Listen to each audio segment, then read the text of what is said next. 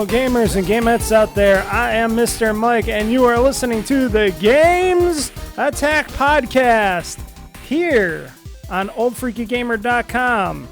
This is episode 10 called Starfield Freakout, and I am your host that does the podcasts and does all the other stuff that just redid the whole Steam Deck and everything else. Yeah, my whole recording process, I did talk about it earlier, so I'm hoping this all comes out good, and I hope it sounds good. Hopefully my audio ain't too loud stuff. This is a work in progress, you know. I just threw this stuff together just in the last minute now before I did this. And don't think that I'm always going to have a video up of this podcast. This is only a special occasion because I am trying out some new stuff here. First off, I got rid of my Voice Meter Banana software because that stuff, there's stuff I can't do with it. But in OBS, I can do basically all the same stuff that I need to do that I did in Voice Meter Banana, plus more. Like, if I don't want to hear myself talk, I could just mute myself right.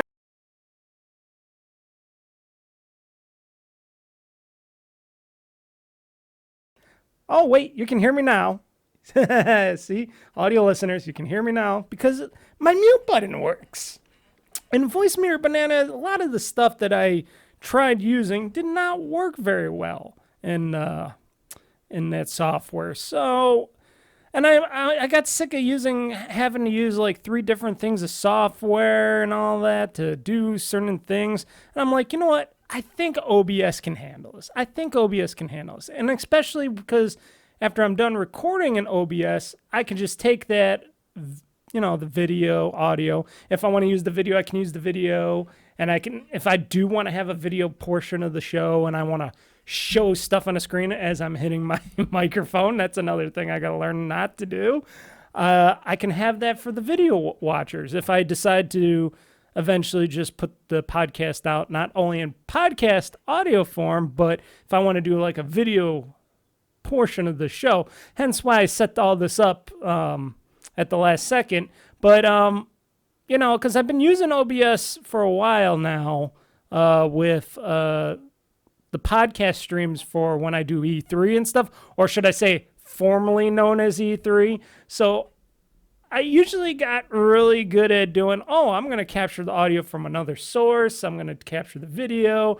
I'm going to do my speech in there as I talking to everybody and everything in the podcast. So, and I found out that worked very well for me. And when I was listening to it back, I'm like, it does sound pretty good, especially because I just take the audio part of it out of the video and I put it in Audacity. There we go, Audacity. And I edit it into the podcast that it is. So that's how I do it. I'm sure there's probably some other way I could do it. I don't think I can rip just audio out of OBS, but maybe I can. I don't know. I haven't checked that shit out, but I like to use Audacity anyways because then I can make an info file with my podcast, so I could put down some podcast information within that audio file itself. So when I upload it to my podcast host, you know, it makes it easier for people to, you know, to see and for everything to go right. The ID tag, and it works quite well. So now I'm trying to do this all with OBS. Like I said, I just threw this stuff together today. I think I took, 2-3 hours doing this. I think I started at 11. Now it's almost 1 o'clock here today. And, you know, the hardest thing was to pick all the extra audio cues and clips. Like, I actually got a more robust soundboard here. Yeah. Now I'm really pissed off. Oh boy, he's pissed off, folks. Looks like you're fucked. I never said this was a family-friendly show. Thank you, one and all. Thank you very much. I appreciate it. You know, I got a whole bunch of different audio cues and stuff here. So let's see here the thing is, I gotta name all these too because I can't really see what's what on my thing here because I'm blind as a bat. So But everything seems to be working just fine. I'm just blind as a bat, so I can't hear nothing. Nintendo. Family computer. Let's see here.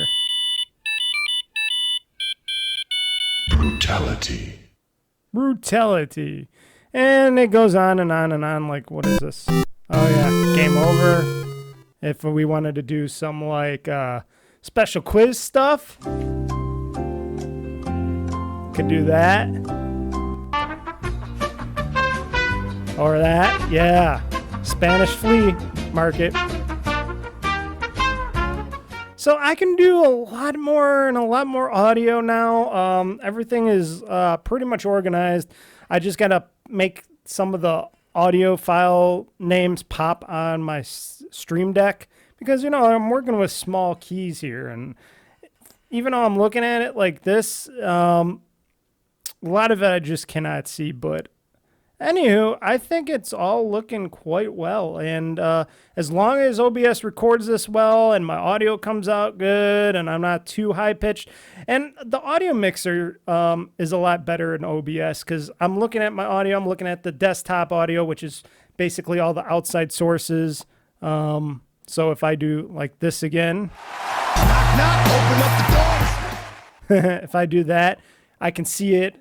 I can see, oh, okay, the outside source is a lot more louder than I thought. And then I could just go on to my Steam Deck here and I have it on the display panel, which you can't see because I don't got a camera facing down on it. But, you know, I can raise and lower the volume on each source now. I can do it with muted and stuff. And this is the 5, 10, this is the 15 key Stream Deck.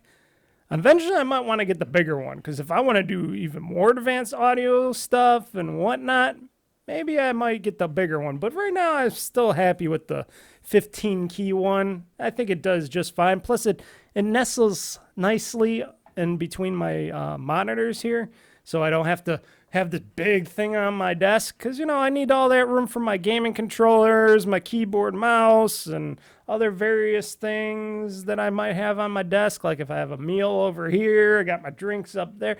You know, I can't have it too cluttered with extra equipment. Now, can I? Yeah, but yeah, let me know, folks. Let me know. Email me at OldFreakyGamer.com.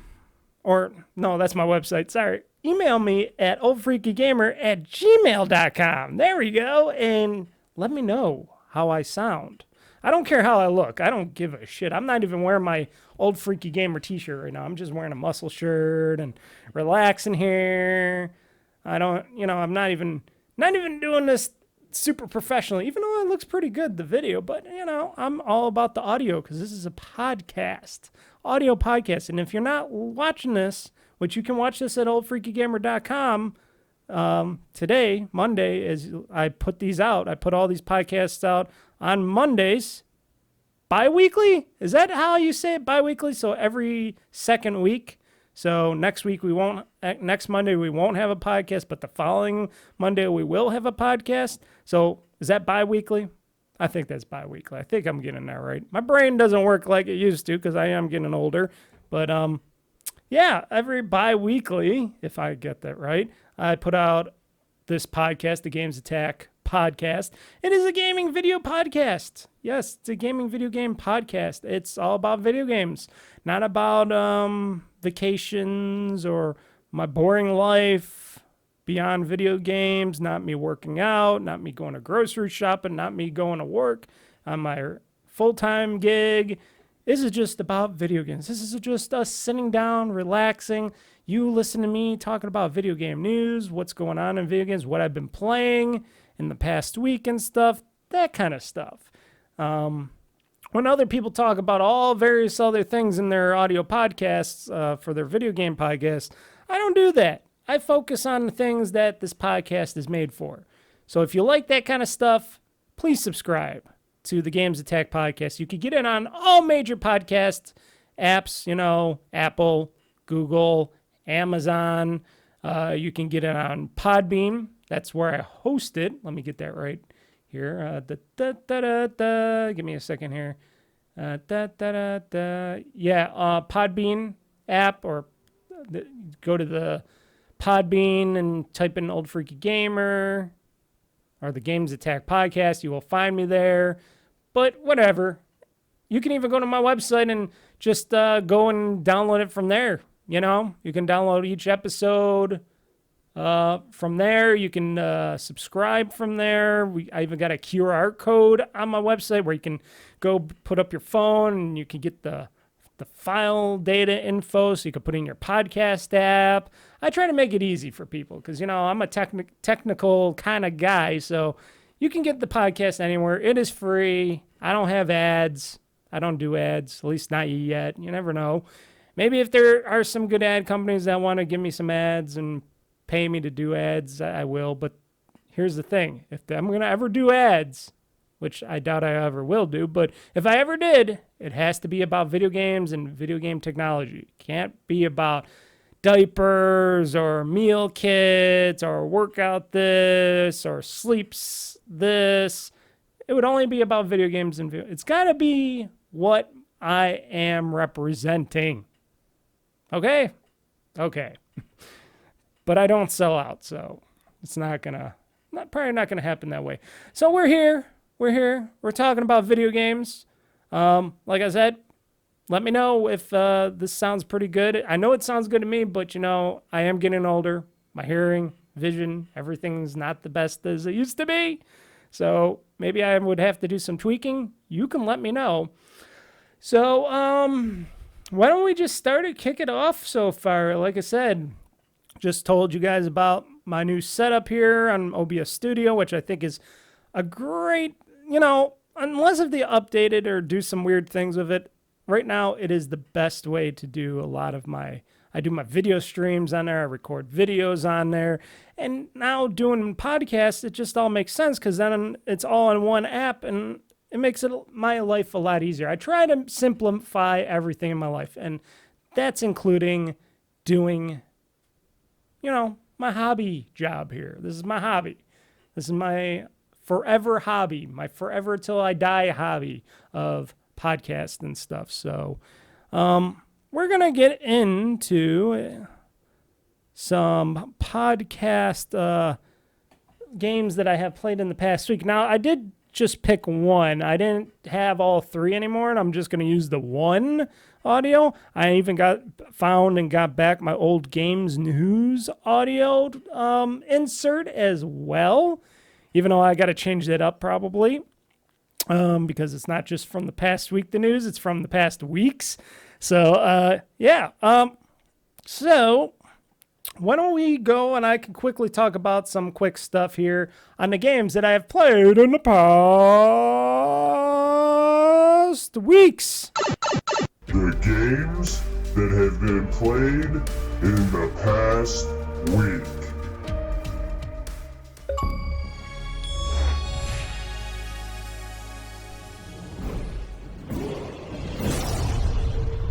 Enjoy your gaming. I had to add that at the very end there. Definitely had to add that. So, the games that I have played in the past weeks. So basically, like I always tell you guys, I don't really play much. I try to focus on games that I just really, really want to get into and play. I have just purchased. I just have beaten Yakuza 0 again on my desktop, /Asus ROG Ally. I have gotten into, with Yakuza 0, the new game plus mode. So it's the new game plus, so you can keep most of the stuff that you had in your previous playthrough of the game. Like all my stats are still leveled up. I still got my money. I still got my items, stuff like that. There's a few items missing, I think, because they're story-based items or whatnot. I don't know what. They're used for story-based stuff, but basically, I got all my stuff. I got all my monies and stuff, and I'm starting off again in Yakuza 0 so I can get to the level up to that maximum tier. I always wanted to get up to that maximum tier and try out the master fight styles and levels that Kiryu and Majima would do, but otherwise, I beat the game again. And the there's a few side quests like the fishing mini game that, keeps crashing, keeps breaking, that I really would love to try to do and get through and beat. I don't know if that'll happen. But basically, I am going to be taking, it easy on the game now because it's like, first off, we got Starfield. I almost said Star Wars. I stopped myself. We got Starfield coming out in 2 weeks. 2 weeks? Is that what it is? 2 weeks? So we got this week, and then we got next week. So in 2 weeks, starting the 1st, if you're one of those early bird people like me that buy the premium editions or the special extras and stuff like that, and you could get in early, that's when it starts, the 1st of September. Otherwise, I think it starts the 5th or the 6th of September, the following week, for the rest of you that are just going to wait till it's out on Game Pass and officially out. But for us early birders, which I said, you know what, Mr. Mike, you're going to be playing some of that DLC. You're going to want to see what Bethesda and Starfield has to offer. I'm sure of it. So I did that. So basically, I'm going to take it a little bit easier on Yakuza 0 and stuff. I will continue to play that game because I have so much fun with it. And I will try to level up to the master stuff. But it's not something I'm going to I'm going to really do because I already beat the game. I'm really happy that I beat the game again. I love the story. I took my time. I did a ton of side stuff. And I had a very enjoyable experience with it. Except when I got into New Game Plus, and I found this out, and it's the weirdest thing, folks, because it happens only on my desktop computer, and I don't know how to fix it, but I will try out. I'm trying out something different. I've been trying out a few different things, but maybe it'll work itself out. But when I finished the game and I went into New Game Plus, because I finished the game on my Asus ROG Ally. And I was in bed. Luckily, I was playing it on there because if I was playing on my desktop and I beat the game, I would have been down here in my office till like almost midnight because they don't let you skip the credits in the game. They don't let you skip a lot of the other stuff in the end. And it takes a long time for everything to do. So I was lucky I had it on my ROG Ally playing it upstairs in my bed. And I fell asleep and let the credits roll and stuff. And then I woke myself up a little bit and turned it off and all that after I did that. But a funny thing, when I went back to my, to play it on the PC part, because I just wanted to start it up in New Game Plus to just try it out a little bit and see what carries over, all that other stuff in the game. And the sound in the game got really crackly and stuttery and shitty and stuff. And I'm like, why the fuck is this game not working correctly on my multi-$1,000 custom built super rig of a PC? Why is this game effing up? And I'm like, did the game get corrupted, the files or something? Is it my SSD? Because I am running on the slower SSD. I'm not running on my M.2. That's just for Windows and stuff. But I'm running on my game drive, which is an SSD, which is still fast. It's fast enough, I think. And I'm like trying out different stuff. I'm restarting it. I'm restarting the computer because I'm thinking, well, maybe it's because the computer was on or I had some programs on and it's screwing up the software. Because, sometimes these older games on PC are a little touchy and stuff. Sometimes you got to reboot and stuff to get them working. This is why a lot of people just choose console gaming because then you don't have to worry about all that stuff. All about, you got to play around with the PC and stuff. And me, I don't mind. But I tried all that. I even tried uninstalling it, reinstalling it again, and tried reinstalling it on my other drive, on my M.2 drive and stuff to see if maybe the drive was getting slow. I tried that twice. I tried it first just uninstall and reinstall on my main drive, on my game drive. And then I tried on my M.2 and it still was crackling and popping and even seemed like it got worse. And I'm like, why is this game not working? It was working just fine all this time when I was playing on PC and switching, flipping and flopping between that and the ROG Ally. So I'm like, I wonder if it's also doing this on the ROG Ally because I'm like, So I booted up my ROG Ally. I started up the game and I played it and I'm like, it's running butterily smooth. It's running butterily smooth. It sounds great. It plays great. And I'm like, wait, this little, and I don't want to short stack it, but this way less powerful machine, handheld machine, plays this game perfectly, but my desktop, it's stuttering with the audio and video and everything else. And I'm like thinking, I wonder if that's due to the game save or the game files corrupting. I don't know, but I started playing on my ROG Ally again. I'm going to get into a little bit farther with it, and then I'll try to reinstall it again on my PC. Maybe it's just because the way how it's saved and files. I know like I said, a lot of jankiness with the whole Yakuza 0 and stuff. Like I said, the fishing minigame crashes every time. Doesn't matter if it's on desktop, handheld, whatever.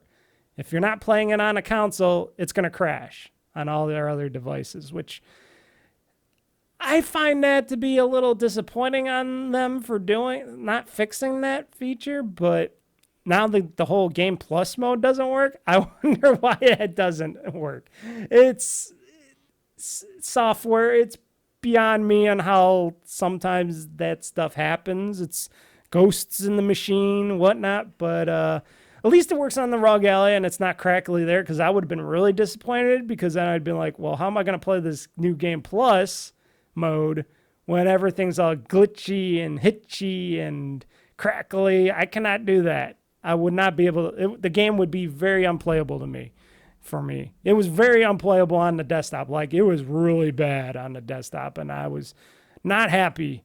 So maybe as I continue playing a little bit more on the ROG Ally, maybe it'll fix some of that stuff. Maybe something will get fixed. Maybe something got janky in the software code, and then when I bring it back to the PC, maybe it'll work. I don't know. I'll try that eventually. It's not something I'm worried about, because I'll play it on my ROG Ally for a while.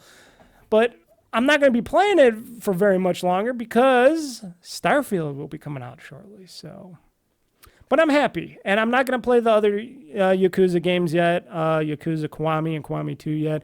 I'll wait down the line until I'm Starfield out. Then I'll get into Kiwami and Kiwami 2. But also by that time, the next Yakuza game comes out. Yakuza, what is it called? Gaiden, the Man Without a Name. Whatever it's called. Real Gaiden, the Man Without a Name. So that game is coming out. And let me check here. Actually, I should just check on my... I can check on here. Here we go. I'll check on here. Why not? So, Yakuza... Or Like a Dragon, A Man Without a Name. There we go. Because maybe it'll... A Dragon...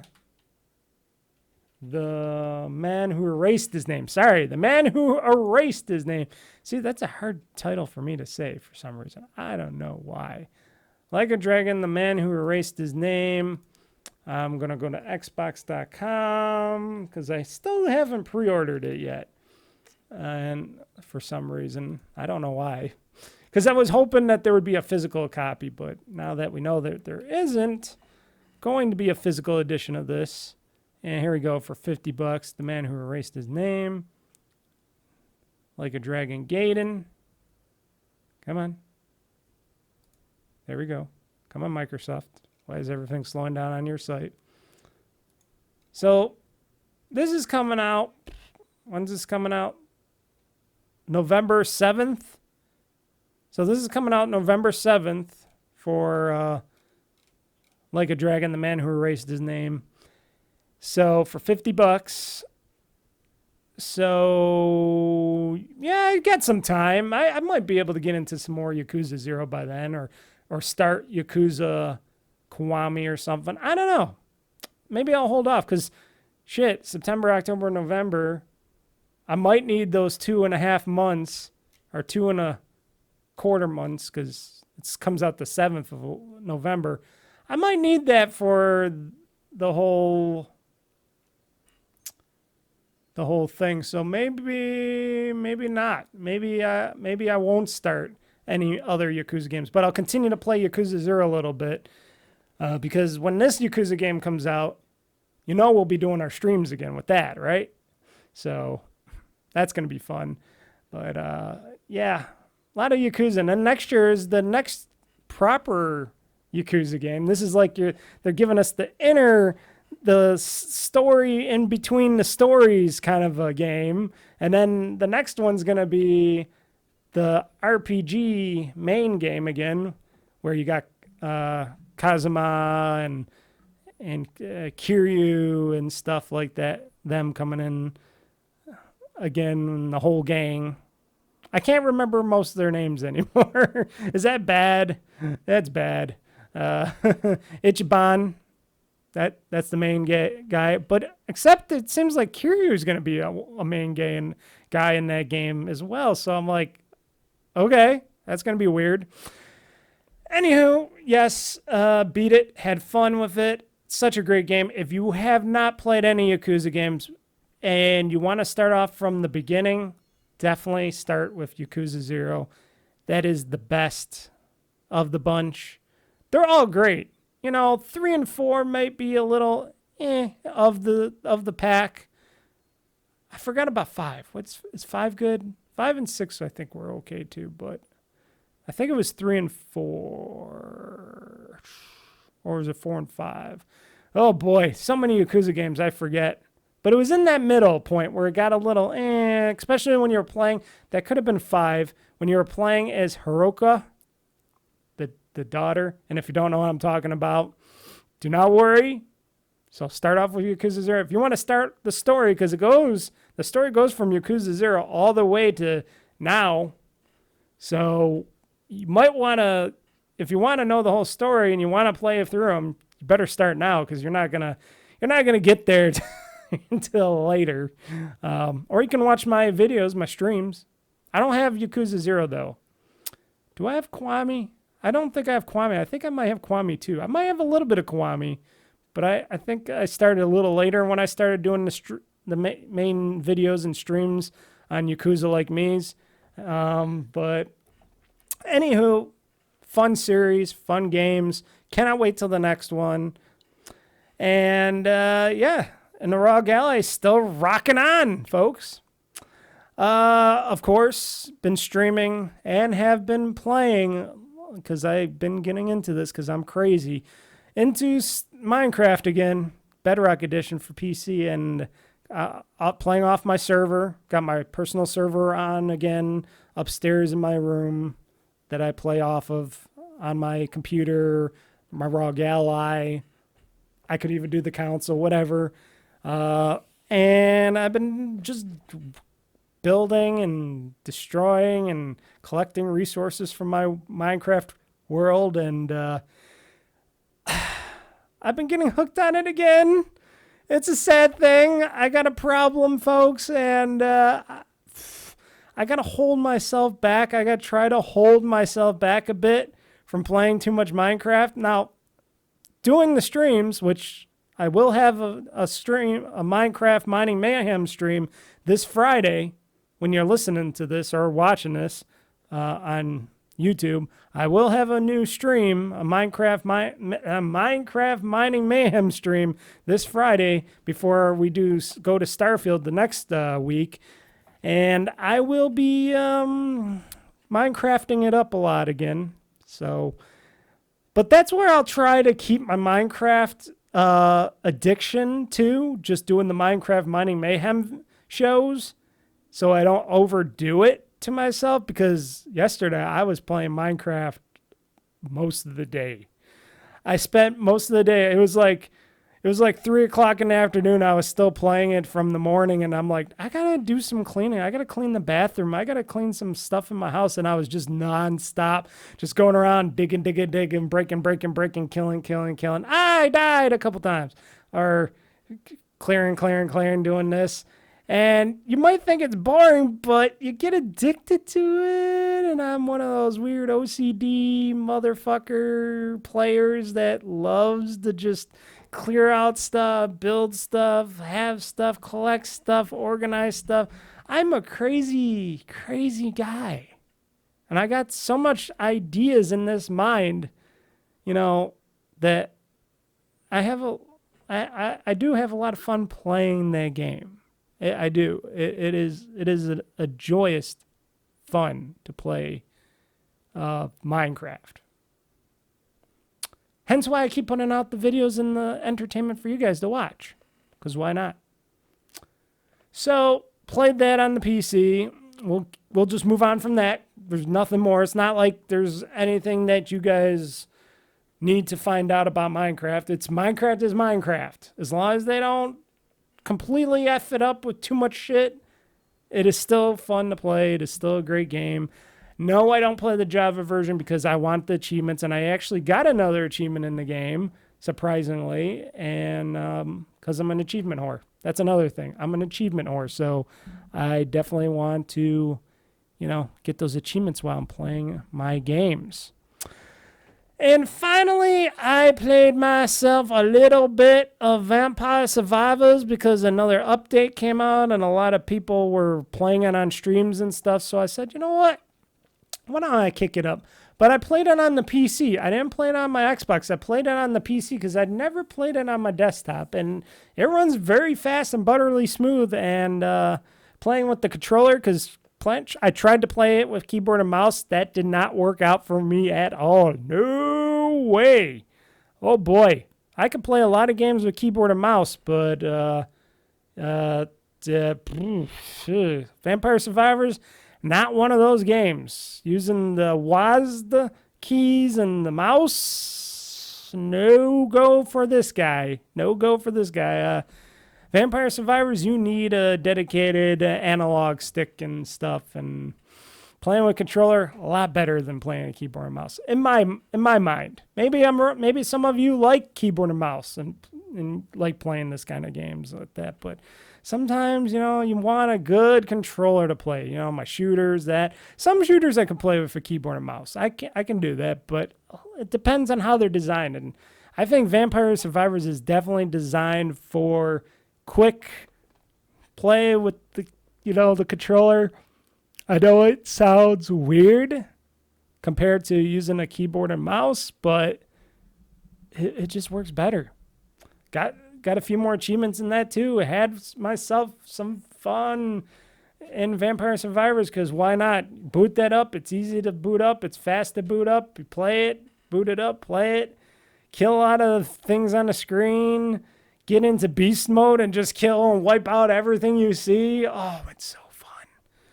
Oh, it's such a fun game. And you don't really have to do anything. You just move around, collect certain, your level up points, level up gems, and pick the weapons and buffs you want, and just keep moving around, up, down, right, left, and kill as many of those mother effers as you can. It's fun. That's another fun game. And I'm thinking, imagine if they had Vampire Survivors in Minecraft. Oh my. Oh my,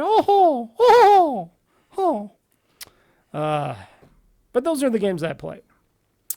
Nice and simple, and that's what I get into. Those are the things I'm trying to focus.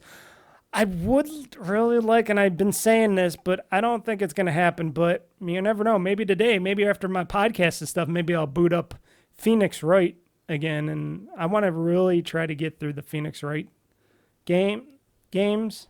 Trilogy, whatever it's called. What is it called here? The Phoenix Wright Ace Attorney Trilogy. Yeah, Trilogy.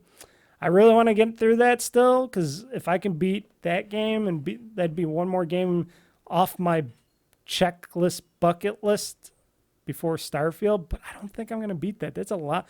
There's still a lot of game in Phoenix Wright Ace Attorney I'm still playing.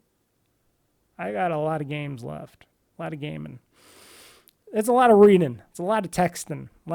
Reading and stuff. And but I still want to try to get through it. I want to beat that, because then I can just go on to Starfield. Have my fun with Starfield. October comes around and stuff, and Halloween. Then I can start streaming Dead Space and what was that other game called? The Dead Space-like game. I forgot its name. Forgive me, folks. I forgot its name. What is it? The Callisto Protocol. Ah, the Callisto Protocol, which I hear is not the best, but I got them both. I want to stream those. I want to play both of them. Maybe one on Halloween E or Halloween Eve. When is Halloween anyways? The 31st still? I don't know. Maybe it'll be like a Friday weekend stream. It'll be after Halloween. Wait, let me check here. Let me check the calendar and see. September, October. Yeah, that's on a Tuesday. So maybe I have my pre-Halloween-y episodes maybe on the 27th and 28th or something. I could do that kind of streams and stuff of those games. Because Tuesday, I'm not going to be streaming on a Tuesday because not only do I work the next day, that'd be kind of late. Starting a stream at 8 o'clock on Tuesday and then got to get up in the morning. No, that ain't going to happen. So, yeah, that'll be the week before. But we got time before I announce and schedule any of that stuff. This is just my gaming thoughts. But I do want to play Dead Space again. I got playing remastered Dead Space. That would be fun. Playing a bit of the Callisto Protocol and seeing if I like it or not. If I don't, no big deal. I got that game really cheap, so I think that would be really a decent game to play. But you know what I played over the weekend on Friday when I had my dual stream last Friday? Yes, I had a dual stream. I started a stream in one game, and I went from that game into Minecraft Mining Mayhem. And that one game is that one game with the one in the title, the Mortal Kombat 1 beta, which you could only get into, folks, if you pre-ordered the game. Which to me, it still is BSSS bullshit. Yes, BSS bullshit. Because, you know, and I like Ed Boon. He's a great guy. I like NetherRealm Studios. They make great games. They make fantastic games. Mortal Kombat, the DC Universe game, the Immortal game, DC Immortals. You know, the one where you can fight Mortal Kombat characters with DC. No, well, that's that other one, but they have the one where you fight each DC character, that stuff. Okay, I'm confusing people, I think, or myself on a confusing way of speaking it, but they make great games. They make great fighting games, and Mortal Kombat 1 is going to be one of those games, but the only way you can play the beta is if you pre-order it, which I think is a bad way to do the beta. They should have, unless if they're going to open it up, but I don't think they can open up the beta because then people will have to download the game. And the only way you can download that beta of the game is if you pre-ordered the game on any pre-order. It doesn't matter if you get the standard to the deluxe, whatever. But you got to pre-order the game in order to be able to play the beta. So I pre-ordered the standard version of the game, which is $70 now, because everybody wants $70 going forward, at least most people. And the fact that I just wanted to know, first I wanted to do the stream. I want to play the beta and do the stream, find out how it plays. Because, you know, they did tweak it up. It's in a new engine. It's an Unreal 5 engine. You know, they said they went in, they did it in the Unreal 5 engine. They revamped a lot of stuff. They got support characters in there now, this time around, which some people like, some people don't in other games. And, you know, it's going back to the beginning, sort of. It's a remake. It's a re-conjuring, flipping, and restarting from scratch to the beginning in a new light, even though it's like continuing the story, basically. Because if you played Mortal Kombat, the last Mortal Kombat game, I think it was 11. I don't think that, 11. They had Liu Kang get Raiden's powers, or he has Raiden's powers, but he also had the power to, he had Koronicas, if I say her name right, Koronica, right?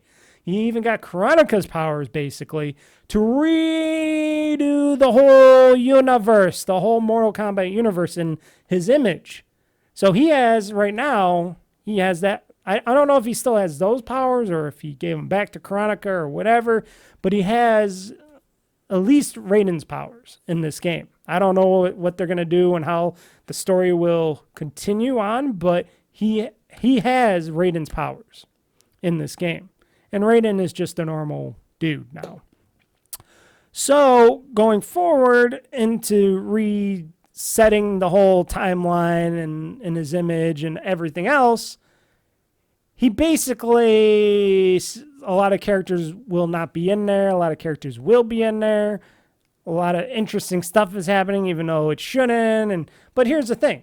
Anything can happen because you're reimagining the story from the beginning. So, frankly, it's a blank slate of what you want to do. But, you know, a lot of the main characters and original characters are coming back. And don't know what other characters are coming, but, you know, there is a bunch of them. You got what do you got there? You got Liu Kang, you got Kung Lao, you got Katana. I'm trying to think of everybody. Johnny Cage is in there as a main playable character, which is weird because you would think he's from the future. Why would he be back here in the Mortal Kombat 1 past? But he's a playable character, and he seems pretty good. And there's a bunch of other ones that I forget who they were. Like a Frost character. She's like the female Sub-Zero. And then you got your female Scorpion, I guess, in there too, if I'm not mistaken. But I didn't play with all of them. But I did try out the beta because I got it at the very last moment. I got it on Thursday, the code, because I pre-ordered it a week ahead of time because I wanted to download it and just have it on there. And I was getting worried. I even uploaded a little pissed off video on YouTube, which I took down because I finally got my code. And I said to myself, I would take this video down if I got my code. And I got the beta code on the very last day before the beta came out on Friday.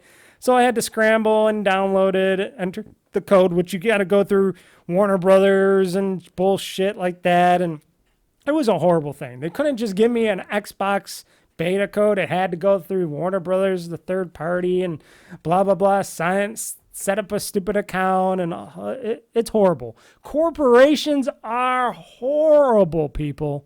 Yes, we all know that. They're horrible. They're horrible entities. But they're a necessary horrible entity because sometimes you get away with good stuff, and you can get stuff. So I pre-ordered the game just to get in the beta, played the beta. It's decent. It runs very well. Battling and fighting is very streamlike, and the support characters help very greatly. They're not in the way. Let's just say they're not in the way. You just hit RB, your support character comes out, does their little thing, blah, blah, blah. You could do some tag team attacks and stuff like that with them. Doing fatality, at least the basic fatality, seems quite easy. It was very fluent. And doing the brutality, just uppercutting people's heads off, that was quite fun too. That was quite easy. It was even a shock at the end when I was playing online against somebody, because I played a few online matches. I just wanted to do a few, but because I'm not really the biggest online fight player, because I know I always get my ass handed to me, and I did most of the time. But doing at the very end of the show, which I didn't think I was going to do, I was going to try for a fatality. And, you know, I had to spam the one guy because they were just spamming the button as well. I had to spam to beat them. And then at the very end, I just uppercutted and did a brutality to them at the very end. I'm like, oh, okay, well, that wasn't a fatality, but a nice brutality to end the video, to end the Let's Play of me playing Mortal Kombat 1. That was quite pleasant. That was quite pleasant. But I found out playing online, and I don't know if this is just because the servers aren't fully active and they're just in the beta right now. They're just watching people play a little bit. It seemed a little like laggy. And now note, I run top-notch equipment, top-notch, Ethernet in my house, network in my house. I got Verizon Fios fiber internet. So I have the best of the best. I have top-notch 1 gigabit up and down connections and all that stuff. And my drop, my millisecond rate is low. Everything's low. So I shouldn't be getting a bad connection. So I'm guessing it was the other player that had the bad connection. But it was affecting the gameplay for me sometimes because I felt like, well, wait a second. Why isn't this move not landing at all? And I'm just tapping this button and I'm not getting anything out of it. I'm not getting anything back from it. It was kind of a situation where I'm like this. I'm an equal opportunity ass kicker. Damn, that was annoying. Yeah, that was annoying. Looks like you're fucked. There, that's what I wanted. It felt like I was getting fucked in the online multiplayer when I was trying to battle against other people. Now, note, when I was playing it in the game itself, everything seemed to land perfectly well. Every hit, punch, kick, everything seemed to work just fine in just playing the game and playing the AI in the game and doing the towers, which I was very happy that they put in the towers. Now, note, there was no crypt keep. The crypt wasn't in this beta or anything.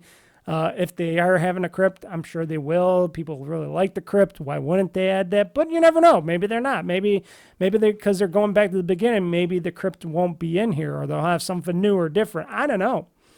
But playing the towers, it was very fluent, fast. I could get in and get out of the games if I wanted to. But online, it seemed like it seemed a little with the control set. Like I said, I don't know if it's just because they don't have all the servers up yet or if it's the other people's bad connections. Because like I said, I have a great connection. I shouldn't have any problems. If other people have DSL or people are still cable, DSL, satellite, because you could get Starlink and that's pretty fast enough to do it. Or if you're on one of those broadband Wi-Fi internet connections from your cellular companies, that could be something that might be problematic. But something was going on, and it was in all the little battles, online battles. If you watch it, you might notice it too in the video, because I was rewatching the video. I'm like, yeah, it couldn't have been me. Now, note, I'm not the best Mortal Kombat player, and the character seemed a little stiff as well. I think that is just a Mortal Kombat thing, but they seemed a lot stiffer, and it seemed like my inputs weren't working as well in the online battles, and I'm just like, I hope it's something that can get resolved. I'm hoping, I don't know if other people are finding out the same thing. Like, I'm going to watch Jeff Gersman's video of his Mortal Kombat 1 beta play. I know he played the pre-alpha. I think it was called the pre-alpha beta. The pre-alpha beta earlier on, and he loved playing the game. Now with the beta out, I wonder how he feels about it. See how the online is and all that, but it seemed a little itchy to me. And then when I was done with the stream and stuff, I even said this in the stream, not to be a dick to NetherRealms and Warner Brothers and, to Amazon where I pre-ordered it from, but I canceled my pre-order after that because I'm like, I'm not going to spend $70 on this game. And it's not just because it's not that the game's bad or anything or it sucks. It's just I'm going to wait for the complete edition because they always come out with all these DLC characters later. They always revamp the game later. And it seems like, well, if I'm going to eventually have to pay for these other characters that I want and eventually for this other stuff, I don't want to wait and just have the game because then I'm going to forget it and all that and it's never going to happen. And then sometimes when they do come out with that new edition, those are cheaper, faster, etc. So I'm probably going to wait till Mortal Kombat 1 complete edition is out down the road. Now, this could be very far down the road, but I'm willing to wait because I'm already got a fighting game. It's called Street Fighter, and that's good enough for me. That's all I need is Street Fighter. And I also got Killer Instinct, which I heard they updated that a little bit, or they are updating Killer Instinct a bit more. So I might go get back into that a little bit, play a little bit more Killer Instinct. But mostly I got Street Fighter. I got Street Fighter 6. I don't need to play Mortal Kombat right now. And that was the whole thing. When Ed Boon said earlier on in the year where he's like, hey, let these other people, because people were wondering why Mortal Kombat hadn't got announced yet. Why didn't they put it out early? You know, and they let Street Fighter go out first, and Tekken's coming out also this year, I think, as well. Is it coming out this year or next year? I'm not going to look it up, but it's Tekken. A new Tekken's coming. I like the Tekken games. Those are pretty fun as well. But I think they're just waiting because they're like, yeah, we want to get away from Street Fighter a little bit. Maybe Tekken isn't as big, you know, as a worrisome game, but I don't know. I don't know how to think on that. Maybe it's nothing. Maybe it's just they wanted to fix and polish up the game as much as they can before the release. But it is getting released pretty soon. That's going to be also released in a short time. I should have looked when that was up because I am such a great podcaster. Mortal Kombat 1 release date. September 19th. So that is coming out short. That's coming out after Starfield, which, whew. I know it's a fighting game, and I know a lot of people are into fighting games, and I know Starfield is only on Xbox, where Mortal Kombat 1 is on Xbox and everything else, like Xbox, PlayStation, and also Nintendo Switch and PC. So, but I heard it wasn't going to be cross-play between Xbox and PlayStation, Xbox and other consoles and that. I don't know if that's still the thing or the idea or they're working on it, but yeah, September 19th it comes out. When Starfield comes out September 6th officially, and then for pre it's September 1st, so whew. But if people don't own an Xbox or a PC to play Starfield on, of course they're going to go to playing Mortal Kombat 1. So that's how it's going to be. But well, like I said, it's not that the game is bad or anything. I think Mortal Kombat 1 is going to be a very successful, very fun title to play, especially if people don't like to play Street Fighter, if people aren't in the Street Fighter, or they already had their fill of Street Fighter and they want to get back into the fatalities and stuff. I think Mortal Kombat 1 is going to be quite well. I think it's looking to be really good. It plays very well, except for the online a little bit, but that I don't know what was going on with that. It could just be the servers. But otherwise, it was a nice visually and audibly and amazing game on how they did it, and the characters look amazing in it. Unreal Engine 5 is looking really good with that game, so I got high hopes for it, you know. And like I said, for me, for my personal taste, and I always used to buy like every Mortal Kombat. And then Mortal Kombat 11 came around. I think I waited a little bit for that one as well. And I'm like, well, if they're going to come out with these complete editions down the road for these games, and, you know, I used to be, oh, I got to get it now. But now that I'm like, oh, I want to save a little bit of money and I want to get the most bang out of my butt from my buck, I'll wait for the complete edition. I don't mind. Like I got Street Fighter. I got Starfield coming out. I'm not going to have any time to be playing another fighting game like Mortal Kombat 1 right as of this moment. So, but some people will. Some people that'll be their game. That's the game that they want to play. That's the game that they're going to want to get into and do the fatalities and do the stories and the towers and battle people online and decapitate their heads and bodies and pull out their intestines and eat them like spaghetti. That's what they're going to want to do. And more power to them. Like I said, it looks like to be a great game. It's just not for me right now, especially at $70. $70, I'd rather put it towards another game or two, especially games that, you know, they'll price it out better. Sometimes I could get 2 games for $70. You never know. But I'll wait on it. I think that's a wait and see. And but for me to have to pre-order the game just to circumvent the system, just to get into the beta, I think that's bad. I think they should have just opened up the beta for everybody through the weekend and stuff and said, hey guys, if you're interested in this game, here's what it's going to look like. This is what it's going to feel like. Everybody come and play it. Bombard our servers. Let's try this out. If you like it, then pre-order it, blah, blah, blah, blah, blah. But putting it behind a paywall for a beta, I don't think I like that at all. I think that's a terrible decision, and I don't know who came up with the decision, but that's not something I would do. And then you got people like me that are savvy enough to just pre-order online and go, okay, I pre-order online. I got my beta key. Now I'm going to cancel my pre-order because there's no repercussions for me. It's not like the game is shipping right then and there for me yet. I did that for Fallout. What was that? Fallout.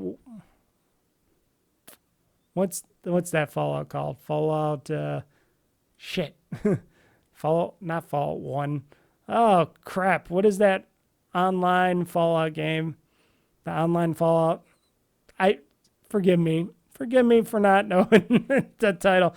But for Fallout, when they had that beta so I could try it and play it online, and I found out that was a piece of shit, I was so happy I pre-ordered that game online because I canceled that pre-order for Fallout.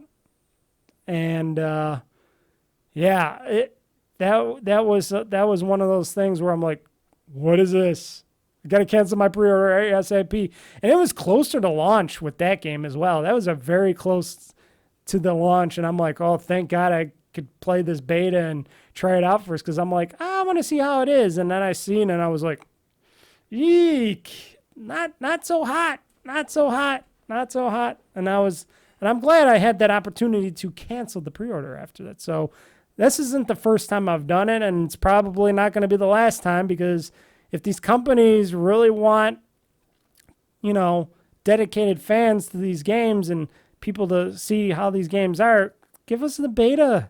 Just put it out there on the consoles and PC. Don't put it behind a stupid pre-order paywall because you just want to get those pre-order numbers, which they're going to be fake because a lot of people are going to cancel the pre-orders right after playing the betas, like me.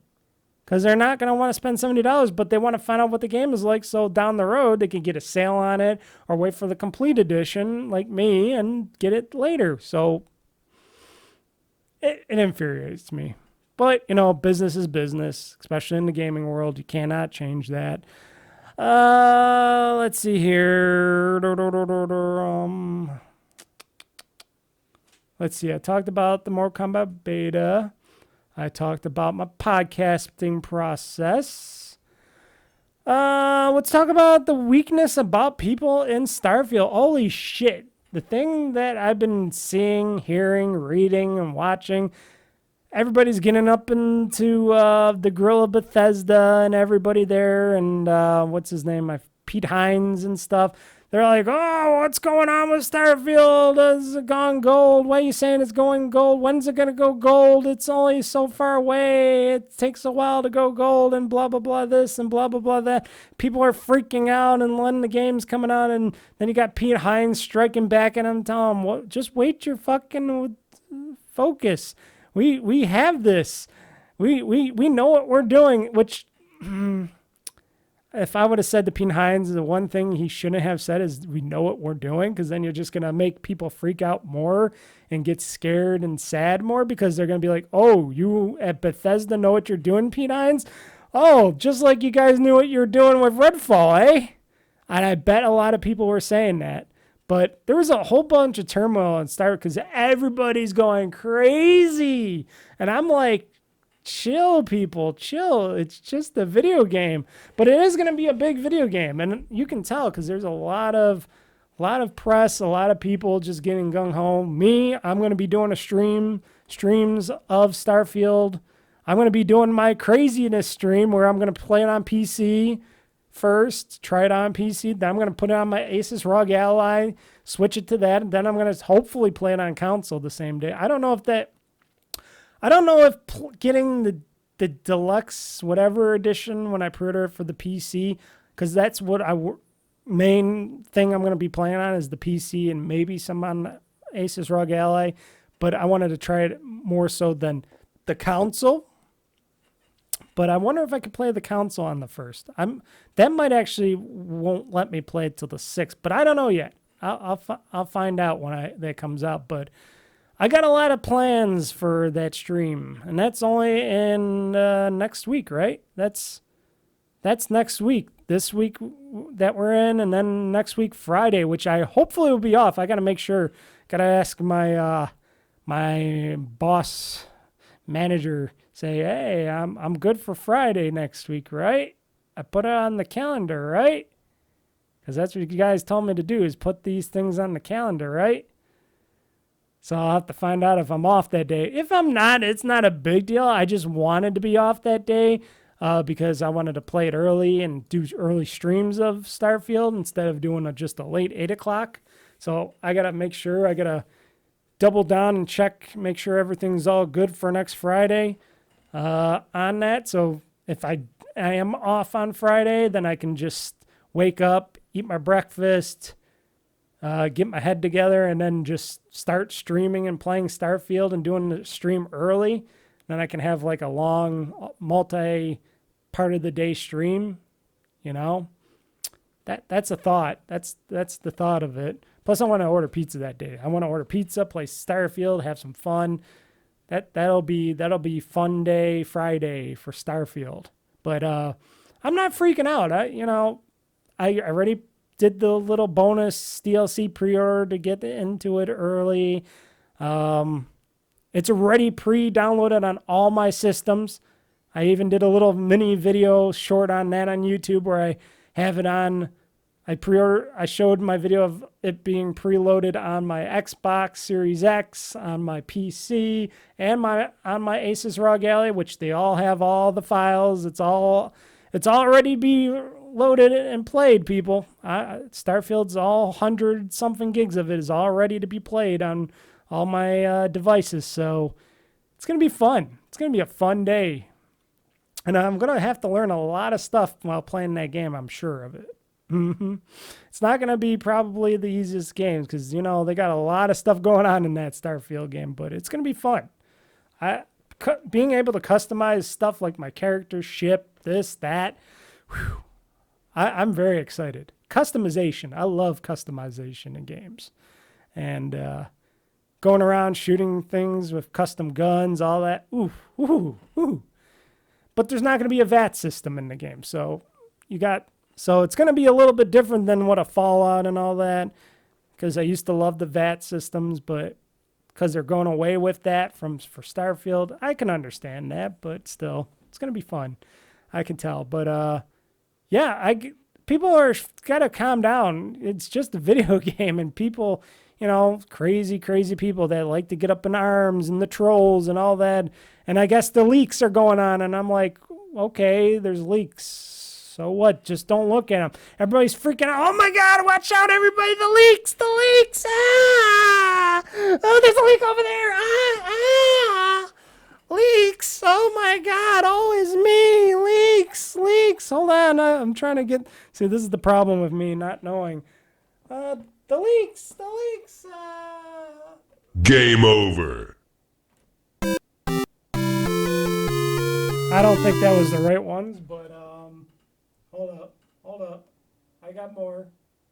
I got a lot more. Wait, what's this one? Nope. I don't know where that one went to. Maybe I don't have that one. Oh, I got so much audio here. It is crazy. Here we go. How about this, people? Knock, open up the door. It's real. Yeah, knock, open up the doors. Stop freaking out, people. Shit, first off, I don't do Twitter anymore, or it's called X now, but I don't do that. I can look online. I have, I get stories and stuff on my phone. First off, I don't care about leaks and getting spoilers or spoiling the whole story in games for me, because like I said, I'm old. I'm OldFreakyGamer here, Mr. Mike. So usually I forget about most of that shit. And what I don't forget about in the leaks and all that stuff, if I don't forget about certain things, I just use it to my advantage because then I'm like, hey, awesome. I get to play the game, and I cannot wait for this one part or scene that I heard about, or this one thing I heard about. I'm going to try to get to it, and I'll be able to focus on that event or whatever going on. So to me, leaks, it's the same with movies and stuff like that. I just don't care. You could show me a part of the movie, the ending of the movie, whatever. It just does not bother me. I don't get bothered by leaks or whatever, or any of that stuff. It just does not bother me at all. So all you people that are so worried about getting spoiled or leaked or whatever, and it bothers you so much, just don't go on the internet. Just don't go on the internet. Don't look at your phone. Don't look at the news. Don't look at the headline. Don't look at any of that stuff until the day of. You can do it. I know it's hard for some of you not to look at your Facebook pages and Instagrams and whatnot, but you can do it. If I can do it, anybody could do it. But people got to calm down. And going after people and company, that's just bad gamers right there. That's just the people that are just trying to cause up a stir and all that. But still, yet, Pete Hines and people, and mostly Pete Hines, because he said it, he shouldn't have said, oh, trust us, because we know what we're doing. We've been doing this for a while. We know what we're doing. Because for the past few games, you guys have not known what you were doing. You guys kind of screwed the pooch many times before in other games. So, of course, there are going to be very passionate gamers out there that are freaking out saying, you guys said this game is going to be coming out this time and is supposed to be coming out at this time on the September 1st and coming out on September 6th. How come this game hasn't been said it was gone gold? Oh my God. Oh my God. Oh my God. Oh my God. Oh no. So yeah, I don't know what else to say about that, folks, but people, calm on down. Calm it down. And I'm trying to look here to see, didn't I have anything on there? I thought I had a story on there. Maybe I just passed it by because I was like, I'm just going to talk about it. But yeah, there, you know, that also, and this is pre-news to the news, folks, you know, Microsoft is shortening its Xbox Game Pass trials just before Starfield's release. So the $1 Xbox Game Pass Ultimate and PC Game Pass trials are now only going to be 14 days instead of a month, because they want people to buy Game Pass, because they want to make some money on this game, especially for people that are going to, like me, they're going to only play it on Game Pass and stuff, which I pay for Game Pass Ultimate, so I don't care. So they're going to want to make money. They want to start making more money on Game Pass. Not just money, but more money on Game Pass. So, you know, and I'm paying $16.99 now for Game Pass Ultimate, which, you know what? I still think it's very reasonable. Like I said, if they raise the rates up to $20 a month for Game Pass Ultimate, I would not bat an eyelash, because I think that would be well worth it for what I get from Game Pass Ultimate as already, for my console, PCs, and stuff like that. I think I get my money's worth. I know there's some people out there that say they're not getting their money's worth, but they don't like all the same games as I do, and they might not play all this same or older games that I haven't played yet from there. So I can understand them, but for me, I'm like, okay, here's finally a new game that we will all be enjoying together, and being able to play it on Game Pass and only spending $16, $17 a month to play this and many other games, saving myself a fortune instead of me having to pay probably $70 for this game like other people are doing. But you could still buy it outright, full outright, $70 here, Steam $70, on the Windows Store $70, Xbox Game Store $70. You could buy the physical edition, digital edition. They don't care. They'll get your money one way or another if you want to play Starfield. So, yeah, I think they're doing a good job on that, you know. And shortening Game Pass subscription to 14 days, that's cool too. You know, most subscriptions only go to 14 days now. You know, the time of the 30-day trials is coming to an end, folks, because people want their money. These streaming services, these game companies, they want their money. for their subscription services. And they've been generous for a long time when they were first coming out to get the people. Now they got to get the rest of you people. They're like, hey, you waited till this time. You could have had it good for so long, and now you got to pay the piper. So, but please, people, do not freak out on Starfield until it comes out. And if it's broken or something, then you can freak out. But if it's good and the launch is good and we can all play the game and everything's working, and they said this is going to be the least buggiest game that a Bethesda game has ever been, great. Todd Howard will have done it. He would create this new masterpiece. Like I said, I'm excited. Starfield. I still got to work on my intro videos for my streams and stuff, and on my first gameplay and my streams and stuff. I still got to work on that. I've been kind of lazy on that because I've been doing a lot of other stuff. I got a life. So, but I will have those ready for Starfield, indefinitely. I better have them ready for Starfield. Okay, I think that's it for that. Why don't we get into the games news? And because I got the power of the magic power of OBS now, and because I have to use the facilities very quickly before we get into the games news, I can pause this now and come back after I pause it. And we will come back and have ourselves some more GamezAttack podcast here. And we'll finish up with all this lovely gaming news that I got here. Because I got a lot of interesting gaming news stories to talk about. And to run through. And rumors. And more. And that's coming up next.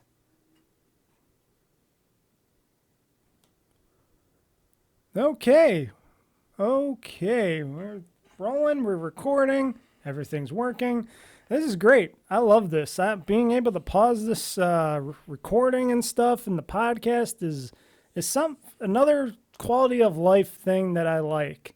The Voicemere Banana kind of paused the audio recording, but sometimes it didn't work right, and it was sometimes a hassle to do because you had to actually go up and click and stuff. Here, I could just do it right on my Stream Deck panel here. Very easy indeed. And if I ever do decide to do like a live streams of these podcasts in the future and stuff beyond the regular audio video stuff, that just makes it a whole lot easier. I could just go to a break. I could go to a break time and all. I could set that up. It's pretty cool. I can't say any more about what I'm doing here. As long as everything sounds good and I'm not too blown out or whatnot, and my voice, you can hear my voice well enough, that's what I am going for. Not the look, but the voice. So why don't we get into the audio? What am I doing here? Okay, I'm still good. I thought I did something. No. Like I said, still work in progress, folks. So we're going to get into the podcast news, and that's going to be now. The games news from the past week. Or weeks. Weeks, not weeks. Now, no, this is from when I used to do this podcast every week. I used to do it once a week. Now I do it every 2 weeks. So, some things that I got to work on and fix. But anywho, so we got rumors here. Everybody's also going crazy about Nintendo, the Switch 2. What's it going to be called? Is it going to be called the Switch 2? Is it going to be called the new Switch? Nintendo Pro Switch? What's it going to be called? And what's it going to cost? What's it going to have? What is it going to come out? Well, rumors have it that it's probably going to come out next year. Okay. So that would mean that they would announce it this year? Or if it does come out next year, would it be next year in the fall and then they announce it in the summertime?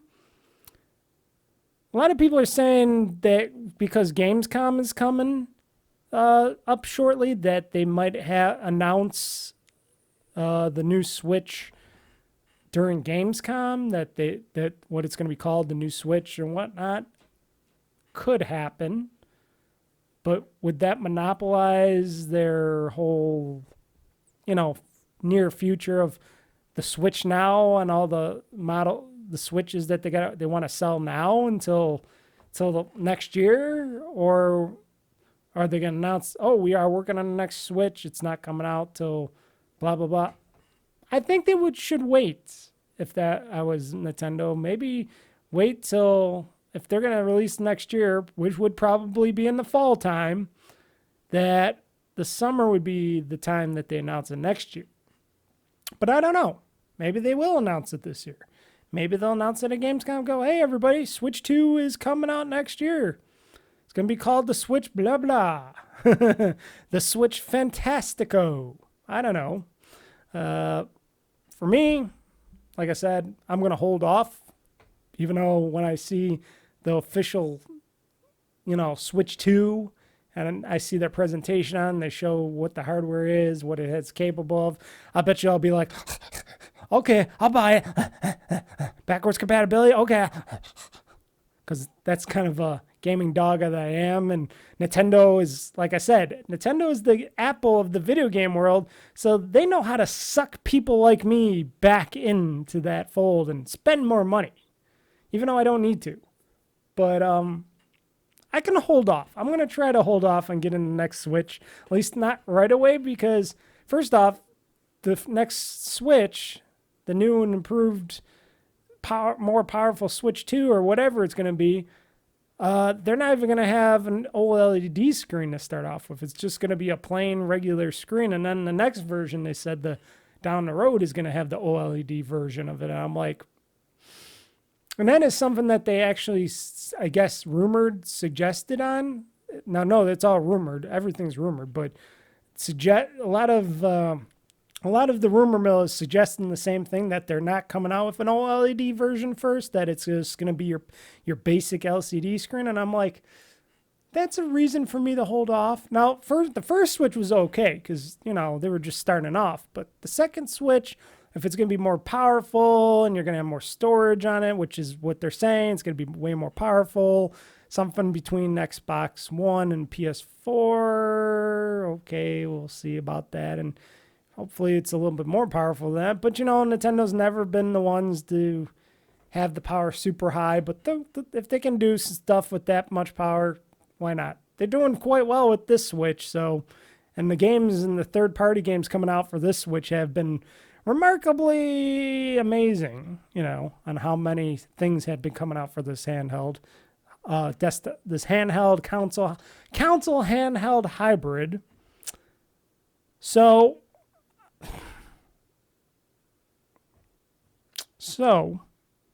as I'm collecting my thoughts here, if it is going to be that powerful, if it's going to be more powerful and blah, blah, blah, and it's going to be backwards compatible, which we don't know yet because we don't know nothing. Only the very select few up in that higher super tiers know of all the plans of Nintendo. Not many. Will it be worth getting a new Switch? Probably. If you're going to play all the stuff. See, I got a lot of Switch software that's in my back catalog right now, and there's still more Switch software I'm getting. Like, I'm getting that Pikmin 1 and 2. I'm getting Mario Wonder. Super Mario Brothers Wonder. What else is coming out that I'm getting? There's another game or two I'm getting as well. I have to look it up. But there's a few titles that I still will get for the Switch. And if those could be carried over and played for the next Switch, great. But like I said, I'll wait. I can wait. Because, I got another handheld right now. It's called the ROG Ally. I've been playing that more. Haven't been playing my Switch too much. I've been playing it on and off, but, I got a ROG Ally that plays Xbox games, PC games. What more can I tell you? But rumor has it that this Switch 2 will cost about $400, $399. Not bad. They say it's $50 more than the Switch OLED. It's supposed to have more storage space in it. Of course, that's one of the reasons why it's going to cost more. And even though it does not have, it's not going to have an OLED screen, like I said, it's going to be more powerful. So the chipset's going to be more expensive. It's going to have more space in it, which, how much more space are they talking about? Are they going to put in a terabyte solid state in each of these things? That's what they should do. Put 1 terabyte storage in each of these new Switches, especially with bigger games and stuff. They'll probably just say, oh, these are going to all be 64 gigabytes or 200 gigabyte. They're going to do something weird, like 512 gigabyte or something, storage. They're going to do something really obnoxiously weird. It's not going to be a terabyte. It's going to be like 512 or something like that, gigabytes, because that's how Nintendo is. They're going to do that, but consoles that start at 512 gigabytes. You got the Series S, that's 512 gigabytes. I got the Series X because I wanted that for more power and a disk drive, and I wanted the 1 terabyte of storage out of that. So, hence why it's more expensive. But yeah, if the Switch comes out with a 512 and it's more powerful, hopefully they fix the Joy-Con drift and stuff in the next version, because if they don't and they still have these Joy-Cons, if they even still have Joy-Cons, which I heard they still, that's another rumor, they still will have them. They better have better working Joy-Cons. Oh yeah, they say the Switch 2, okay, according to sources, the Switch 2 will pack a bigger 8-inch LCD display. Good. That's like my ROG Ally. And 512 gigabytes of storage. And then eventually they might have a terabyte ones. You never know down the road. Especially if, game size is getting larger. It's supposedly still going to use game cards for, physical media, which that would mean they would have to make these game cards a lot bigger in storage for bigger games. And of course, that's why they're charging $70 for all their titles going forward next year, and some this year. But I don't know. Plus, what do you think's going to launch on the Switch 2? Everybody's been wondering that. I think it's going to be I think if not right away, but I think it's going to be a two-way split. I think a new Mario game is going to be announced. A new proper Mario game is going to be announced, and that's going to launch on the Switch 2.0 or whatever. And that new Mario Kart game that they've been working on, that they've been teasing, that they said they've been working on behind the scenes. So you got the new Mario Kart and the new Mario game. If you launch with those two games, they don't have to be together. One could be 1 week, one could be the next week. They could be back to back or something with a bunch of other little titles sprinkled in between them. That'd be really cool. I would really dig something like that. But like I said, I will try to hold off on getting a Switch 2 because, first off, I haven't been playing my Switch as much because I've been playing my ROG Ally and everything else. So, but for everybody else out there, yeah. Plus, on another editor's note, I still want to play, and I will try to get in before, because I think my subscription lapse on the 7th anyways. I want to try to get in one more, and I don't know if it's going to be a stream. It might be just a regular Let's Play. One more playthrough of Splatoon 3 and gameplay, because I am going to let my my online subscription lapse again for Nintendo Switch, because I haven't been using it as much. So why should I give them another $20 and drop another $20 down the drain if I'm not going to be playing too much Splatoon 3 and stuff on it? So I want to play it one more time, have myself a little bit more Splatooning fun, hopefully, if everything goes good, either this week or next week. And then I'm gonna let it lapse and stuff like that. But I wanted to play Splatoon 3 one more time online, at least for this year. You never know, I could always get online subscription back for next year or whatnot. But that's my planning anyways. We'll see how everything goes between my schedule here, work, home, stuff like that. Like a Dragon Gaiden is going, like I was just talking about that earlier, it's going to have a special trial version of Like a Dragon Infinite Wealth in it. After you finish Gaiden's story, after you finish Like a Dragon Gaiden, the man who erased his name's story, you will you'll be able to play a special trial version of 2024's Like a Dragon Infinite Wealth after the game. This is why I was wondering why this is why I'm wondering why they just didn't have a physical copy of the game for everybody. You know, they could have just said, hey, Like a Dragon Infinite Wealth could be the first game that they put out digitally, and this could have all been physical, but they're putting this out digitally, so that means that you're going to have to download more of the game, I would think, unless if they're going to split it off and say, oh, do you want to download Infinite Wealth now, or do you want to wait, or are you interested in downloading it or not to play the trial after you beat the original game? I don't know. I wonder if they'll do something like that, but choosing to make Yakuza, I'm going to say Yakuza Like a Dragon Gaiden, the man who erased his name, a digital only game for at least here in the United States and various other regions. It just makes me wonder why they didn't make it a physical release. Maybe they didn't want people to get their hands on the actual source code for Infinite Wealth and just break into it and play it more. I don't know,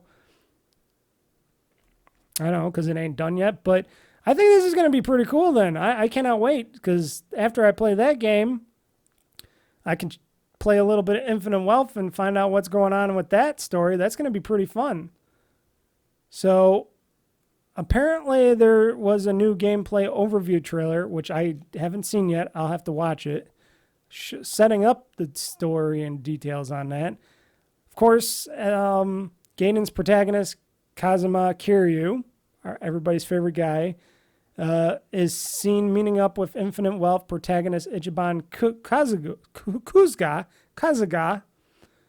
And then the developer updates suggested from the director, Masayoshi Yokoyama, stated that, as you've been surprised to see, we're including a special trial version of next year's Like a Dragon Infinite Wealth as a bonus content with the purchase of Like a Dragon Gaiden, the man who erased his name.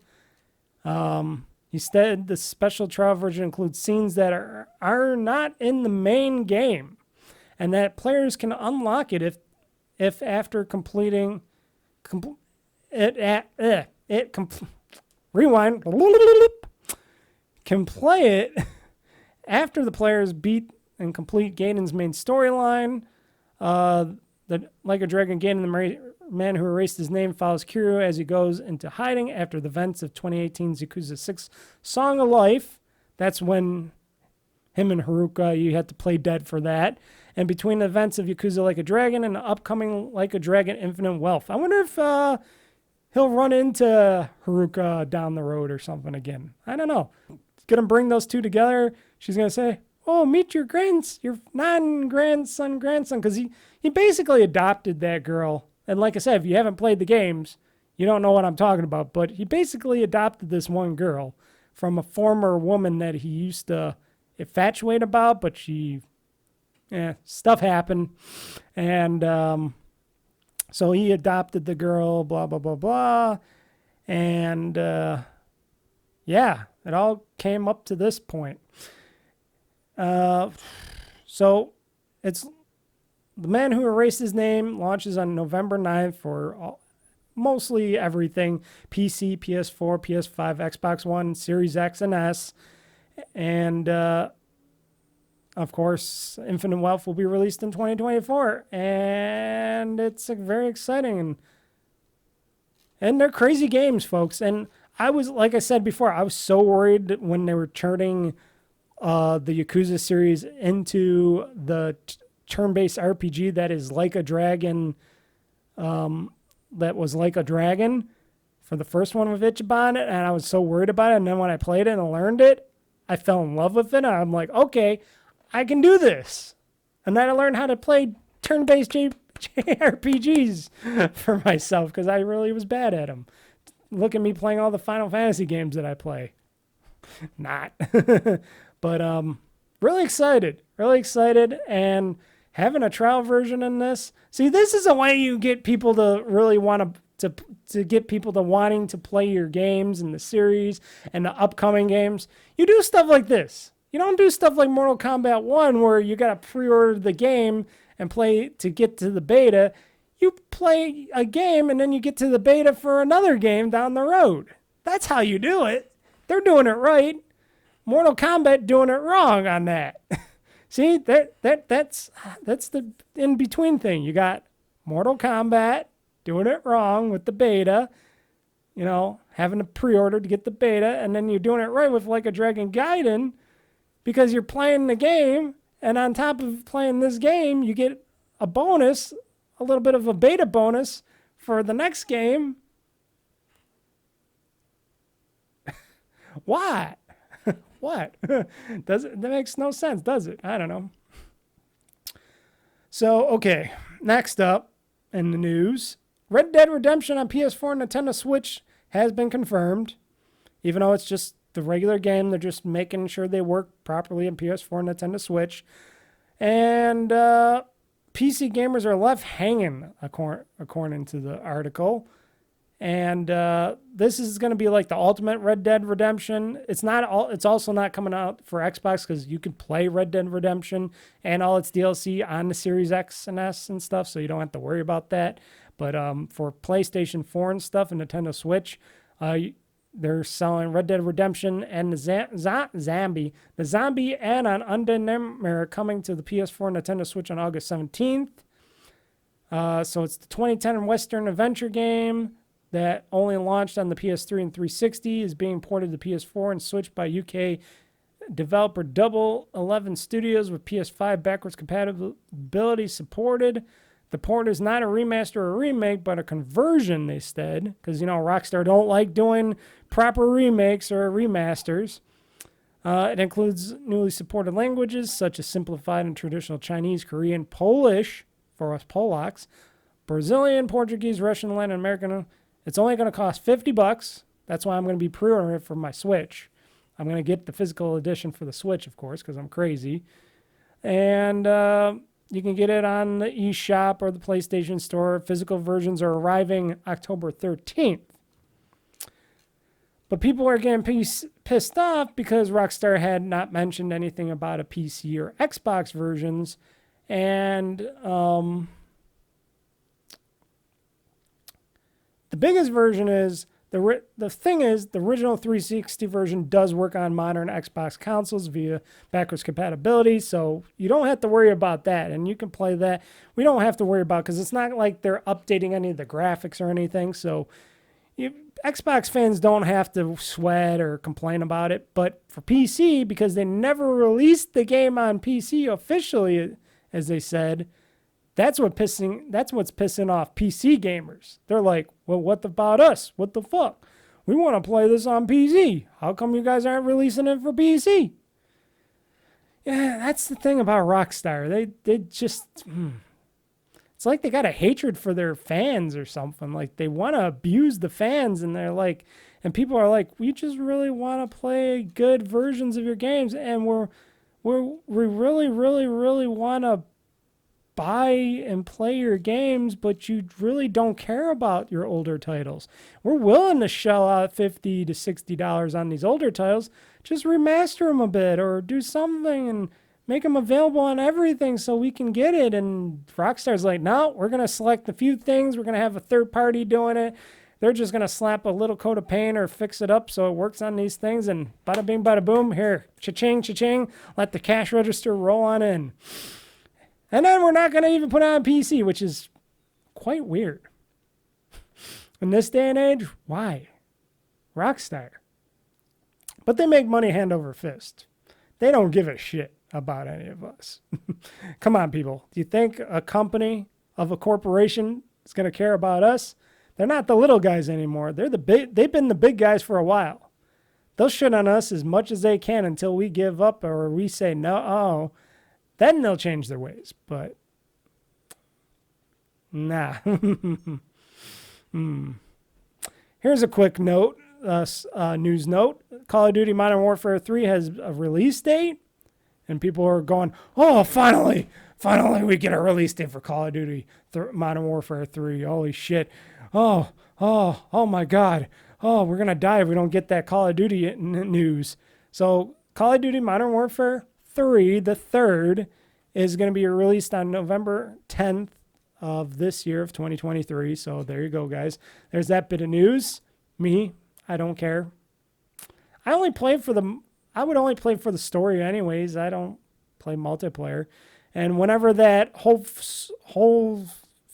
which I haven't even talked about for a while, but the whole Microsoft Activision Blizzard merger goes, and hopefully gets done this month, because I'm sure Microsoft doesn't want it to go any farther, because then they're going to end up paying a bigger breakup fee and whatnot. But let's just hope it goes through sooner than later, and then get this all this bullshit done and over with. Unless if the UK is trying to be a bigger dick than ever and trying to push it off. But let's get this deal done already so I could play Modern Warfare 3 on my Xbox or PC for free through Game Pass. Yeah. Because I'd only play the story. I would not play on multiplayer because I suck at it. Because I'll walk right out and boom, I'm dead. Just too fast-paced for a guy like me. Too fast-paced. Not for me. So that whole Embracer Group thing. See, at first I liked the Embracer Group. I'm like, oh, here's this company where they're like, we're going to buy up all these old THQ companies and all these other companies and try to make this big video game conglomerate with all these dormant franchises and people that can make new franchises of these dormant franchises and other franchises, and that can make us a lot of money, and we don't have to sell them for super expensive money. We can just sell them for a little bit cheaper and make a lot of money. That hasn't been working out too well for them. That Saints Row game kind of was a bust for them. I haven't heard anything more about Dead Island 2 so far, but that game is still like $70 almost on if I wanted to get it online. And I'm like, why is it still almost $70 for this game that's been out for a very long time? I'm waiting for that game to drop down to 30 or less for Dead Island 2. I would like to play that at 30 or less. And then weren't they going to work on a Lollipop Chainsaw sequel or something somewhere around there? Don't they have that license? And they have a lot of other licenses. And then they were talking about this Lord of the Rings bullshit that I'm like, okay, whatever. We got enough of those Lord of the Rings games already. And then it was revealed that they lost out on $2 billion of a deal because somebody walked away from the deal, and they were hoping for some reason for the $2 billion to enter their pockets to run these companies, because I guess they're very bad at money management there at the Embracer Group, and they couldn't just limit all these people and how much they spend on everything, and because they were buying up all these studios and stuff all at once and trying to be all ballers and stuff, and then they're like, oh wait, we got no cash left because this one group that we thought we were going to get $2 billion from kind of fucked us in the ass and walked away because we can't make our own money. We can't just do our own investments and stuff. And then we go out to these shady outsiders to try to make deals with, which a lot of these companies are getting their money from, which I would say, I would have been like, why can't we make a special law that says, hey, these certain nations cannot invest in these companies, especially video games, because they make too much money. They're very shady. They got very bad histories to them, and they haven't tried to make anything better, So Embracer Groups, it was revealed that Embracer Group was hoping to get $2 billion from a funding partner that disappeared and left the company out to dry at the very last minute, and that was the Savvy Games Group, and that's the Saudi government-funded company. Now, no, me and a lot of other people said, hey, we bet it was the Saudis. Some people were saying it was Microsoft or Sony or somebody else, or what was it? What was the other company? Amazon, which I'm like, yeah, Amazon might pull out, but But Microsoft, I don't think would ever pull out of the deal. Sony might, because it is it would have been $2 billion, but Microsoft would have kind of held on to the deal, or they would have improved the deal or did something else with the $2 billion deal with them, or tried to get something else out of them. But it's kind of funny that people were thinking Microsoft or somebody else was doing the deal, because a lot of these other companies would just like, well, we wouldn't just partner with them. We would try to buy them. You know, especially Microsoft's already working with Embracer Group right now. They're working with one of their companies to help them with the, what's the game? A couple games, right? Wasn't the Wolverine game or no? Or was that another game? There was a Marvel game that they were working on for the Xbox. And then there was it Fable or was it another game? I'm trying to think. Or was it Joanna Dark? What's that called?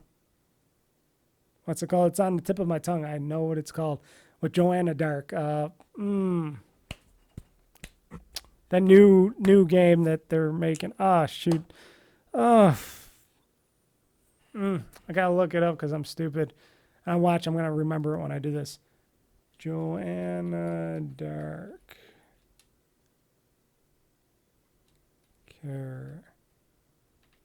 Actor. Joanna Dark. Perfect Dark. Yes. Why did I not think of that? Oh boy, people, my brain. Yeah, Joanna Dark from Perfect Dark. Yeah, weren't they? Maybe that was the game. Maybe it wasn't Fable, because Fable's being done by the Turn 10. Was it Turn 10 or Playground Games? I think Playground Games. Yeah, not Turn 10, but Playground Games. And the Embracer Group, one of their companies internally, was working with Microsoft to make the new Joanna Dark, Perfect Dark game, and another game, which I think it was a Marvel game. I don't know if it was Wolverine or something else, but they were working on another game with them. So, makes you wonder. So, of course, they're going to do bunches of layoffs. They're going to ring back a couple other studios internally. I think they closed a studio or two. I don't know if they closed any or not. I think they might have.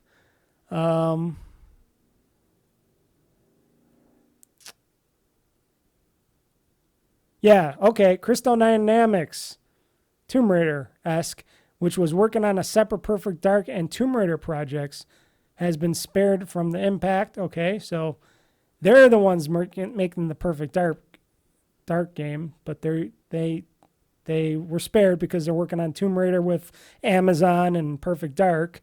And Campfire Cabal, a studio test with taking over the Expeditions series, was among those impacted. Okay, I don't know what Expeditions series. I'm not too big on that, so I can understand. But yeah, losing that much money, not so good. But you know what else is worse? A company run by some people that don't know what the fuck they're doing financially, and trying to run the company right with all these studios right, having the right people in the right places, and them just fucking up. And that's what happens, because people can lose their jobs, studios can close, and if they're not careful and they don't get the situation under control, the dominoes could fall. All these other studios could just go boom, boom, boom, boom, boom, boom, one after another. Or they could try to sell them off again one after another and go to nothing. Or Microsoft could try to step in and buy everything on top of that and say, hey, another bunch of studios and Embracer Group is getting going down the drain. Can we buy them? We got to save them. Or Sony might try to buy them. I don't think Sony could afford to buy all those people, and I don't know if anybody else would buy them, but Microsoft would be willing to. Hey, we own everything now. We own 90% of the games industry with this stuff. I know I'm laughing about it, but shit, if nobody else is willing to put fork over cash, and Microsoft's like, hey, we'll do it. We'll save them. Even if they make shitty games for us, we're still willing to pay them. If they're crazy enough to do it, Microsoft's got the bankroll to do it. Why not? Let Let them do it. I know it's always a tricky thing. It's a scary thing to do too, because you never know what could happen, because Microsoft could be good this time and it could be shit the next time, and then that can impact all these other studios and stuff. But what's that different from anything like a Take-Two or EA or any of these other Ubisoft, which they're in turmoil right now, where they have all their studios and stuff and laying off people and stuff all across the board. It can happen anywhere. At least Microsoft has the cash now and the fortitude to try, and they're willing to push to succeed, you know. At least they're willing to try, and they got the funds, and they're okay for now. You know, they got other businesses, but it would be scary elsewhere, you know.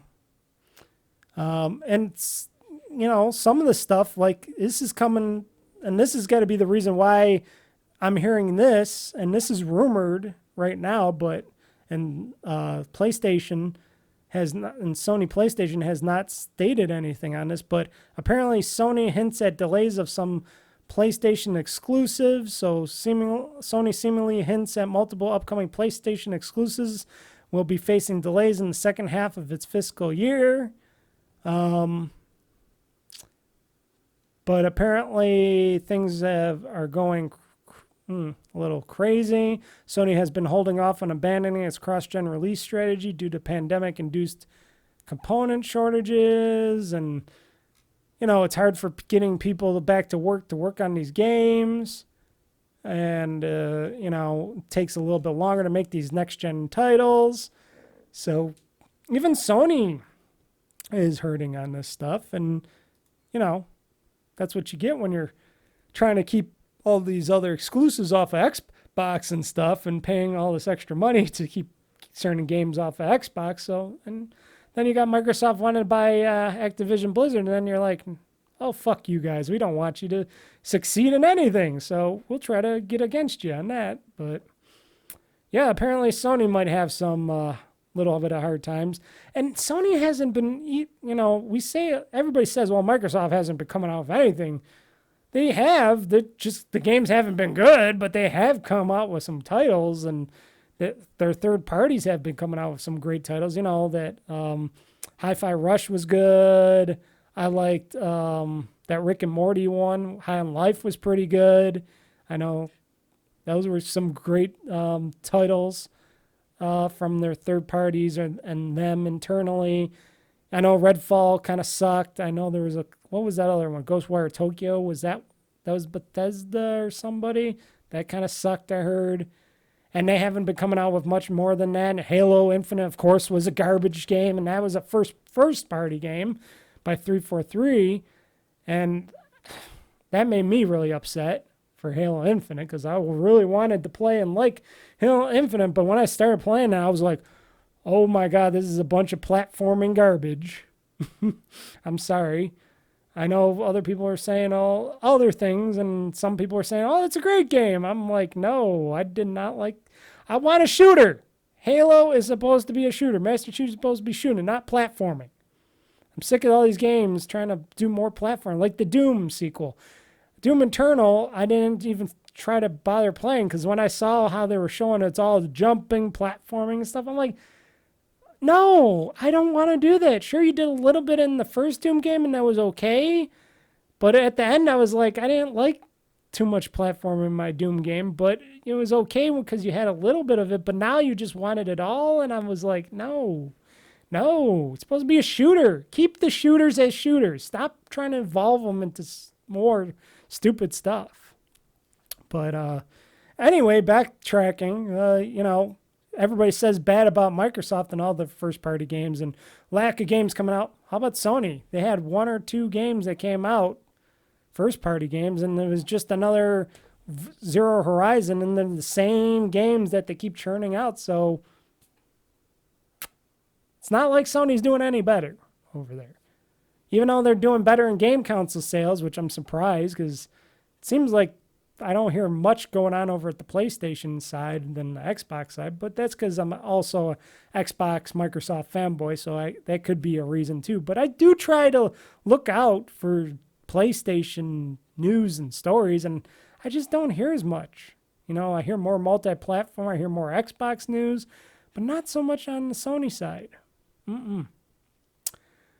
Talking about handhelds earlier, more handhelds are about to come out, and one I was about to pre-order and get, but because I don't know too much about Indiegogo, I kind of held off on it. And then another one just leaked. Images leaked of Lenovo's gaming handheld shows Nintendo Switch-like in design for this new Lenovo thing. And I can't see the images because IGN hasn't shown any images, because what the fuck? Why not show images of the Switch-like thing? But it's supposed to be a new, like, Legion game or gaming handheld system, like the Asus ROG Ally, like the Steam Deck, like the Switch. And that's going to be coming out from Lenovo, apparently. So they're going to do a little bit of the Steam portable game console service, game console device thing, because it's a hot category right now. It's getting to be a very hot category. After the Steam Deck came out, everybody else wants to jump in, and I jumped in early. I jumped in with the Asus ROG Ally because I'm like, okay, and the specs were okay, even though I wish there was more than 16 gigabytes of RAM in there. But maybe the next version, and I'll stick with them. If Asus comes out with a newer, better version of the Asus ROG Ally down the road, not that lesser version that they're planning on sending out, which they should just hold off on and cancel that one, just have the one. And then they come out with a next-gen, faster, better, with more RAM in it, Asus ROG Ally, keep everything else the same. Maybe move the micro SD card slot somewhere else, maybe to the bottom or something, so people don't complain about the micro SD card meltage. I never had that yet, but I actually did take it out because I haven't used it yet, so why keep it in the device and prone it to get heat stroke all the time too? So I do have it out because I got 2 terabytes of storage in my Asus ROG Ally. I'm pretty good on that, but more people are coming out with stuff. So Lenovo's working on one. And then, like I said, this one, which I read on the XDA developers website when I found out about this, which is weird. It's called the One X Fly, is a Steam Deck and Asus ROG Ally rival with a competitive-ish price tag and a lot more variants of this device. They're coming out with multiple variants of this device, which really blew me away. It's a little bit smaller looking. It's more, Switch smaller like in looks, but it looks like a smaller, like a shrunk down Asus ROG Ally. It looks like a little shrunken version of the Asus ROG Ally. It's supposed to go to 120 hertz. You can get more storage on it and stuff. If you want, like I said, more RAM, you could go up to 64 gigs of RAM on this. You could go up to 4 terabytes of drive space on it for the M.2 drive, which I guess you could put a whole M.2 stick in that one, compared to the ROG Ally where you have to put the little ones in. This one you could put a whole stick, I guess, in an M.2 stick, which they're not too big. They're like candy bar sized or something, smaller than that, like a little Triscuits. They're not too big, but still, putting in a full size, and you can upgrade the RAM, it said in it. If you don't want just the regular RAM, you could upgrade that as well, which is weird. Okay, but still. And it's supposed to use a Ryzen 7 7840U processor in there. Resolution's 1080p, 120 hertz, 48 watts for the battery size. It's supposed to weigh 580 grams, which is less than the ROG Ally. And it starts at $740 and it goes up in price depending on what you want. Like I said, I was about to pre-order this. I was about to go because it's on Indiegogo right now. That's because for backers and stuff. And it's ultra thin bezel, 7-inch, 120 hertz screen, custom emblems, LPP DDR5X memory, Harman Audio EFX surrounding audio because it has multi-dual speakers. Not that I love my speakers on my ROG Ally, but this thing looks pretty good, and it's a little bit smaller. They're showing it in the palm of somebody's hand, and I'm like, ooh, okay, that is really small. Might be a little smaller than I would normally like, because at least with the ROG Ally, with the bigger screen, I can play the games and see everything. On this, it might be even a little bit harder to play your games because it's even smaller of a screen, but it's supposedly has the power. It looks like a semi ripoff of the ROG Ally in the way it looks, because it has the same kind of D-pads and the analog sticks, and it has the YXBA button on the side. It looks like it has the Xbox controls on the side. Does it have, because I didn't look at this, can I zoom in on this? Let's see here if I can zoom in on a picture here. Can I zoom in? Yes, let me. And this is hard to tell here. Does it have a home button on here? It might. It looks like it has a dual button on one side, two on the top and one on the. It might have a home. It doesn't have the official Xbox home button, but it might have a home button on it. Not that I really care. It's not the biggest thing, but yeah, it's supposed to come out in many options. Like they got for the cheapest version, the $739 version with 16 gigs of RAM, 512 gigabyte hard drive on it. On board, it is $739. Then, if this page moves correctly, which it never does, then you can go up and pay $889 for a 32 gigabyte version with 1 terabyte of storage on it, which that would have been a nice sweet spot for me to purchase if I was going to purchase this 1X Fly gaming handheld device, PC gaming handheld device. Then it goes up where you can get a 2 terabyte, 32 gigabyte version for $969. Or if you're super, super, super crazy, you can go up even more. You can get a 64 gigabyte version with 2 terabytes for $1,200, which apparently they got some backers on. Oh, no backers on the 64 gig version. Zero claim to the 50 of that.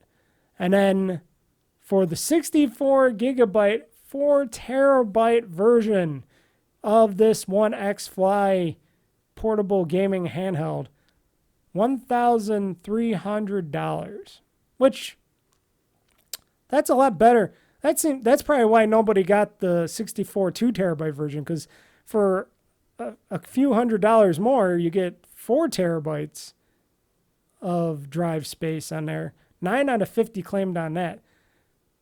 I was very much tempted to get one of these, at least the 32 gigabyte, 2 terabyte version one, or I could have got the 1 terabyte and upgraded the memory myself on it to a 2 or 4 terabyte. But I was thinking of getting one of these because, like I said, for $889 for 32 gigabytes of fast RAM memory and terabyte, it's supposed to ship early September of this year, so coming up right around the corner. But the problem is, and this is the problem, this is the one thing I got to tell you guys. If you're going to buy something, first off, you're going on Indiegogo. So I'm not too big on Indiegogo. I don't know about these, these sites that do these custom crowdfunding things. They could go bust. They can work. They could go bust. People could take the money and run, things like that. It states that these campaigns are in Los Angeles of the United States, but people can be savvy. They can send you a bunch of junk and run away with the money. It's not always a guarantee that this works.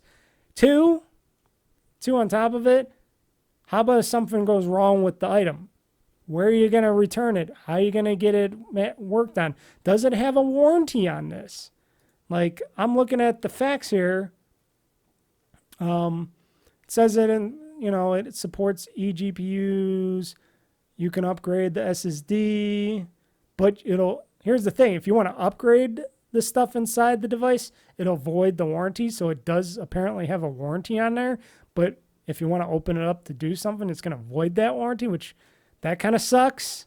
That's something I read up on the fact sheet, and that kind of got me a little a little hesitant. So if I'm like, well, if I wanted to add a 2 or 4 terabyte drive to this thing, you're telling me I'm going to void my warranty just by opening this thing to just pop in a bigger SSD in this? That doesn't seem good, because on the ROG Ally, I can open it up and I don't void the warranty on that. That doesn't avoid the warranty on that thing. So, that was kind of a little bit of a eh.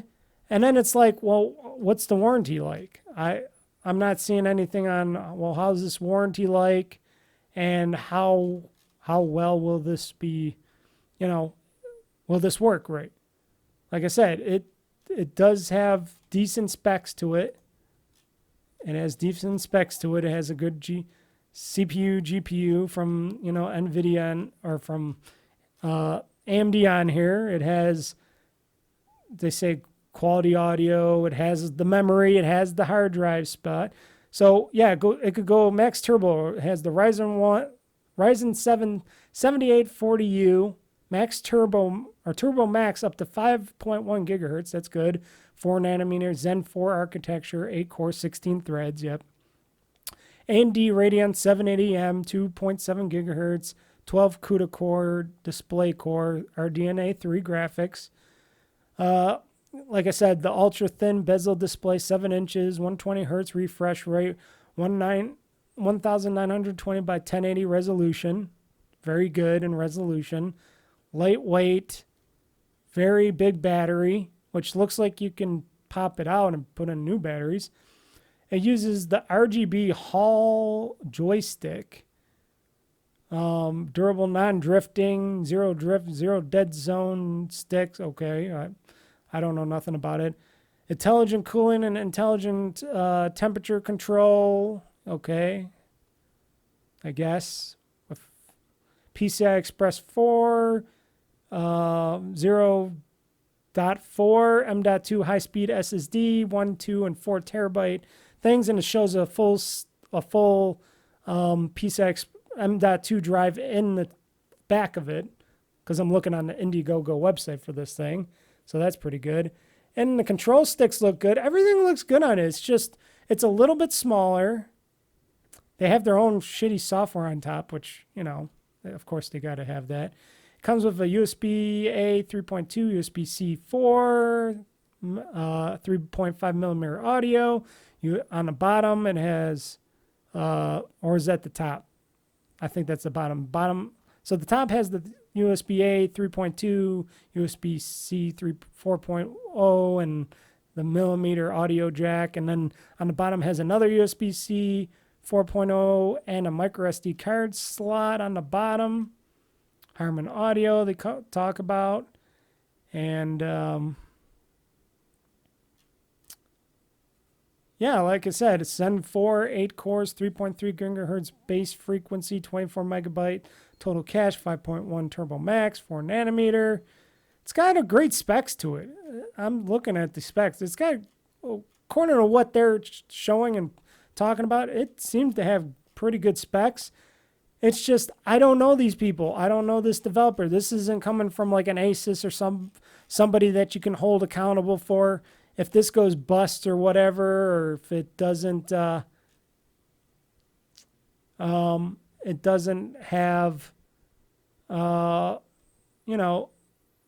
it doesn't have, like, doesn't stay working for a long period of time. It does come with Windows 11 if you wondered on it. It does come with a copy, because that was another thing that I had to find out on the side. It does come with Windows 11. But if something's wrong with it or whatever, how would this thing get fixed, worked? At least with the Asus device, I know I would have Asus back up on it, because, they're a big company. They make this stuff. Even though with the warranty, and even though they're a little bit sketchy, I guess some people were saying, I haven't had a problem with Asus. But with other people, they had problems with Asus. But I never had a problem with Asus's stuff. But I don't know. I'm a little squeamish on this. Now, if this comes out and it's, because they're going to sell these outright after this whole funding thing, after this Indiegogo, I think they said they're going to sell it in stores and whatnot. So if if it works good and it does a good job, sure, it would go up in price if you're buying one of these in a store or something. But I don't know, maybe down the road. But I still want to stick with Asus. I think my ROG Ally is pretty good. But if you didn't want the ROG Ally because you heard of all the bad stuff about it with the heat and stuff and the weirdness stuff of it, I don't know. I know the people with the micro SD card thing was the biggest thing, but I never had any problems with anything other except for the lack of the RAM in it. But if you wanted one with more RAM and you wanted it smaller, you wanted it to be something a little bit more powerful, more storage, try it out, I guess. I don't know. Like I said, I don't know about Indiegogo. Like I was almost at the page. I was ready to click and go, okay, I'll buy one. I'll pre-order this. You know, I'll do this Indiegogo thing. But like I said, I knew nothing was guaranteed. So I was hesitant on that. And I still am. So we got a few news stories left to do here. And let's see. I'm going to try to get through these faster because it's time to end this podcast. We're already past the 2-hour mark and my voice is going to start going. It's getting a little crackly. Here, let me drink something first, folks. Because my throat's getting a little crackly and hurting and it's getting later. And I want to eat something. I'm getting hungry here too as well. But, so these are going to be all Xbox stories at the end. So also in the Xbox news, Microsoft's coming out with their new enforcement system. So it's supposed to aim to curb bad behavior. I'm not going to get too far into this. A lot of other people and gaming news people were talking about this, but you can look at it, I'm sure, on their website and whatever they're going to work on it, or you could go to IGN and look at the sheet themselves. They have their enforcement stacking, I guess, and it's going to be a multiple tier thing. It's going to be like, well, you can lose 1 day, 2 strikes, 3 strikes, and it goes up to losing your account for a year, blah, blah, blah, blah, blah, blah. But you'll still be able to go on and buy and play games and stuff on it. But you just can't play online and chat with people, et cetera, and various stuff like that. I think they should have just made this more simplistic. I know some people that like this system, said it is pretty interesting on what they're doing. I think they should have just made like a 3 strikes, you're out kind of a thing. And if you're out, that means your whole account will go away, and they should put that in. And I know this would be very controversial, but they should put it in like, you know, the terms of service. Hey, if you're fucking around and you're doing a lot of bad and you're a bad gamer and you're doing a lot of bad in the gaming scene and it is proven and we go through the system and you get 3 strikes, then you're out. Then you're super out. That means you lose your count, whatever games are on there. You lose all your money that you paid on the online service. You know, all that would be gone. Then you got to start from scratch and you got to pay to play, pay to buy those games again, get a new account. That's what they should do. Like a simple 3 strike system. And sure, yes, you might say, oh, Mr. Mike, that's harsh. Why we shouldn't have to lose our games? Why not? If you're going to be a piece of shit online or you're a bad gamer online and stuff and you're causing trouble and, you know, death threats, whatever, Gamergate kind of shit, you know, pulling out your penis or something or whatever online or whatever it may be, the bad of the bad, then yeah, why not? Why should you be allowed to come back after a little while when you're being a piece of shit like that? It should be harsher. It should be simpler and harsher. Okay, you had 1 offense.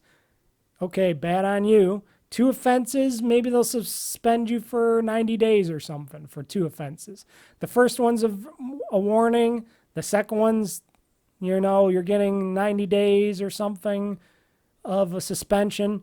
And then if you do it a 3rd time, then you're out. Then you lose your account, all your games, all the stuff. I say that would help things out. It'd make online game playing a bit better. You know, just make sure they do the right investigation work and make sure people are really getting legitly, you know, legitly being bad people and that they get revoked and stuff. But otherwise, I see nothing that, and this is coming, and this is hard for me to speak about because I don't play online games much anymore. I don't. Not since I played a ton of Gears of War back in the day online. Which, if we ever see a new Gears of War game in the near future and they do some very decent online stuff, maybe I'll get back into it and play some Gears Online again. I don't know. But I don't play Call of Duty. Like I said, I'm too bad at it. I don't play any others. The only other game I play online is probably Splatoon 3, and I barely play that. I just like to play single-player games. Home-based single-player games. And, you know, I don't even like to talk to people online because people are shitty and they do stupid, shitty stuff online. Like I said, maybe in the next Grand Theft Auto game. If they have Grand Theft Auto online with the next Grand Theft Auto game and it's in the new world, maybe sure, I'll join up on that. But otherwise, it's hard for me to talk about because I keep hearing about it's gotten really super toxic and shitty online with gaming and game playing and multiplayer stuff. And yes, I can understand that because I've seen little bits and parts of that, but I haven't been really, it hasn't really, you know, it doesn't really affect somebody like me when I'm not really playing online. So it's hard for me to talk about this and say, oh, is this a bad system? Is this a good system? You know, different people have their opinions. I think it should just be a 3-strike system. It should be a lot easier than this. This seems a little bit more forgiving. This seems like they're like, okay, you're still doing bad. Okay. And then eventually you'll get disconnected. I think they're just taking a nice, kinder approach on this road because they don't want to be called out. They don't want to get sued or something. I don't know. They just want to they're trying to step lightly on this issue before they really enforce it. But if they would have did a 3 strikes you're out thing, I think that would have been pretty good. But what do I know? What do I know? I'm just a gamer. A non-toxic gamer because I just play to have fun. So the 360 is getting another blow for the 360, meaning another reason that you still can have a 360 to play, but you're not going to be able to play online. You're not going to be able to buy games now online because the 360 storefront is shutting down next year in July 2024. But you'll still be able to play the games you own because they'll be cross-play or backwards compatible, still most of them on the Series X and S and stuff. And you'll still be able to play them on your 360 as well. So, yeah, don't worry. You'll still be able to play on that. Also, functionality for the Microsoft Movies and TV app on the 360 will also be going away. This will not impact the ability to play your 360 games or DLC you already purchased on the system. The games will not only continue to be playable on the 360, but also the Xbox One and Series XS if they are backwards compatible. This applies to both digitally purchased and physical copies of the games. Additionally, if you deleted a game off your 360 console, it can be re-downloaded even after July 2024. So they'll still be in the system, and you'll still be able to get them back. That's pretty good on Microsoft for still supporting the 360 after all this time and still letting people do stuff. Plus, players will also be able to continue playing 360 multiplayer games even if the publisher still supports the online service. So you'll still be able to play online with your games on the 360. That's crazy. They're just closing the store. So they have one less thing to worry about in the Xbox, Microsoft stores, because it's an older store, older stuff. Wow, that's amazing. And, of course, backwards compatible games will remain purchasable after the 360 store closure as well, because that's what the other story is saying. So they'll still be, the digital store will still be around on the Series X and S and stuff, and you'll still be able to purchase these backwards compatible games that they offer that are available to buy going forward, so you won't have to really worry about anything because Microsoft's got your back. they got all this in the bag, people. They know what they're doing here. They're doing good by the gamers. Because remember before, from Xbox to the 360, they just shut everything off on the original Xbox. They closed that door and said, bye, little guy, or big guy, I should say. And the 360, they supported very well. It's supporting the Xbox One very well. Wow. I'm surprised on how that is. See, Sony and Nintendo, they just, bye. Especially Nintendo. They're the worst at Nintendo. It's like, oh, bye, we're not coming back unless if we do like a little bit of a, if we do our Nintendo Online thing bullshit. And Sony, they just, even though they've been putting some backwards compatible games and stuff in their digital storefronts and stuff, they don't really care about it. Jim Ryan does not care about backwards compatibility and backwards compatible games. He said that many times to you guys. He doesn't care about old games. It's like, why should I care? Why would people care about old games? So why would you trust people like them? At least Microsoft's still trying to push ahead with all the original games and titles that they can play. You can play on your system. All the backwards compatible games you can play on your system. They're still trying. They still have done, even though they're done trying to get new backwards compatible games on the system. They tried. They did a hell of a lot of good work to get a lot of titles to work all the way to the Xbox Series X and S. So, good on them.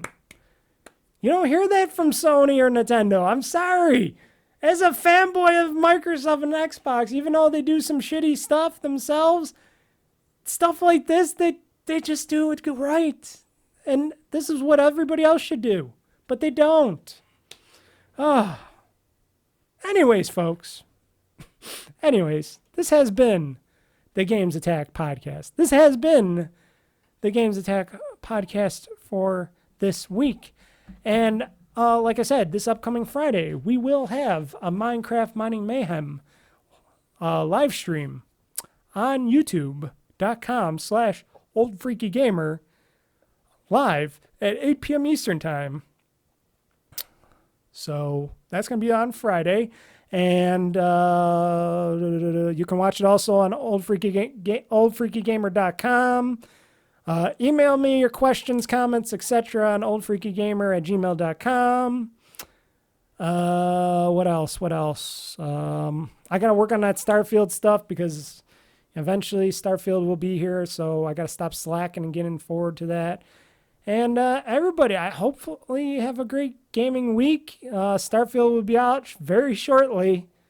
Not a matter of weeks, people. We will be Starfielding, so come on down. Don't get your little gaming panties in a bunch. Do not go Gamergate on anybody. Don't let Pete Hines say stupid stuff anymore. Just be calm. Things are going good. Everything's gone gold. They even stated, hey, everybody, Starfield's gone gold, whatever that means anymore. Calm on down, relax. The game will be here, and we will all be having fun. And you will be having fun watching me play a lot of it on hopefully September 1st. So, anywho, Mr. Mike signing out on this very special edition, this one-time video edition, unless if I do it down the road and I do videos and I upload them for special things. But I wanted to try it out. I wanted to make sure that the audio sounds great. I wanted to make sure you guys liked it. And I wanted to just say, might as well put it out in a video form as well for this week only, for this edition only. But going forward, special of GamezAttack podcast events, etc., why not? So thank you. Thank you all for joining me. I'm Mr. Mike. This has been, again, the GamezAttack podcast. Mr. Mike, am signing out saying game on, game hard, world conquest. I am pushing this gaming button, and the show is now game over. Wait. See, I wish I had this up. This is now game over. Game over. Okay, now we can start it. Thanks again, folks.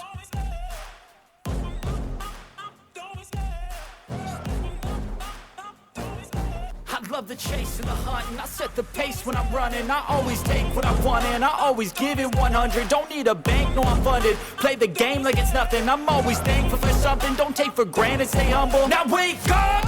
It's time to look at the enemy. Look in the mirror if he is no friend to me. It's not working out, maybe it's the chemistry. It's time to break up so I can make a better me. Better believe in your mind, cause it's everything.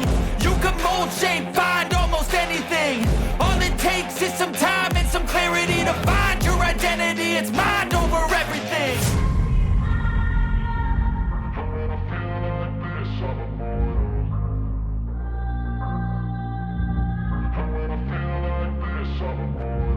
And when I feel like this, I'm immortal. When I feel like this, I'm immortal. When I feel like this, I'm immortal. When I feel like this, I'm immortal.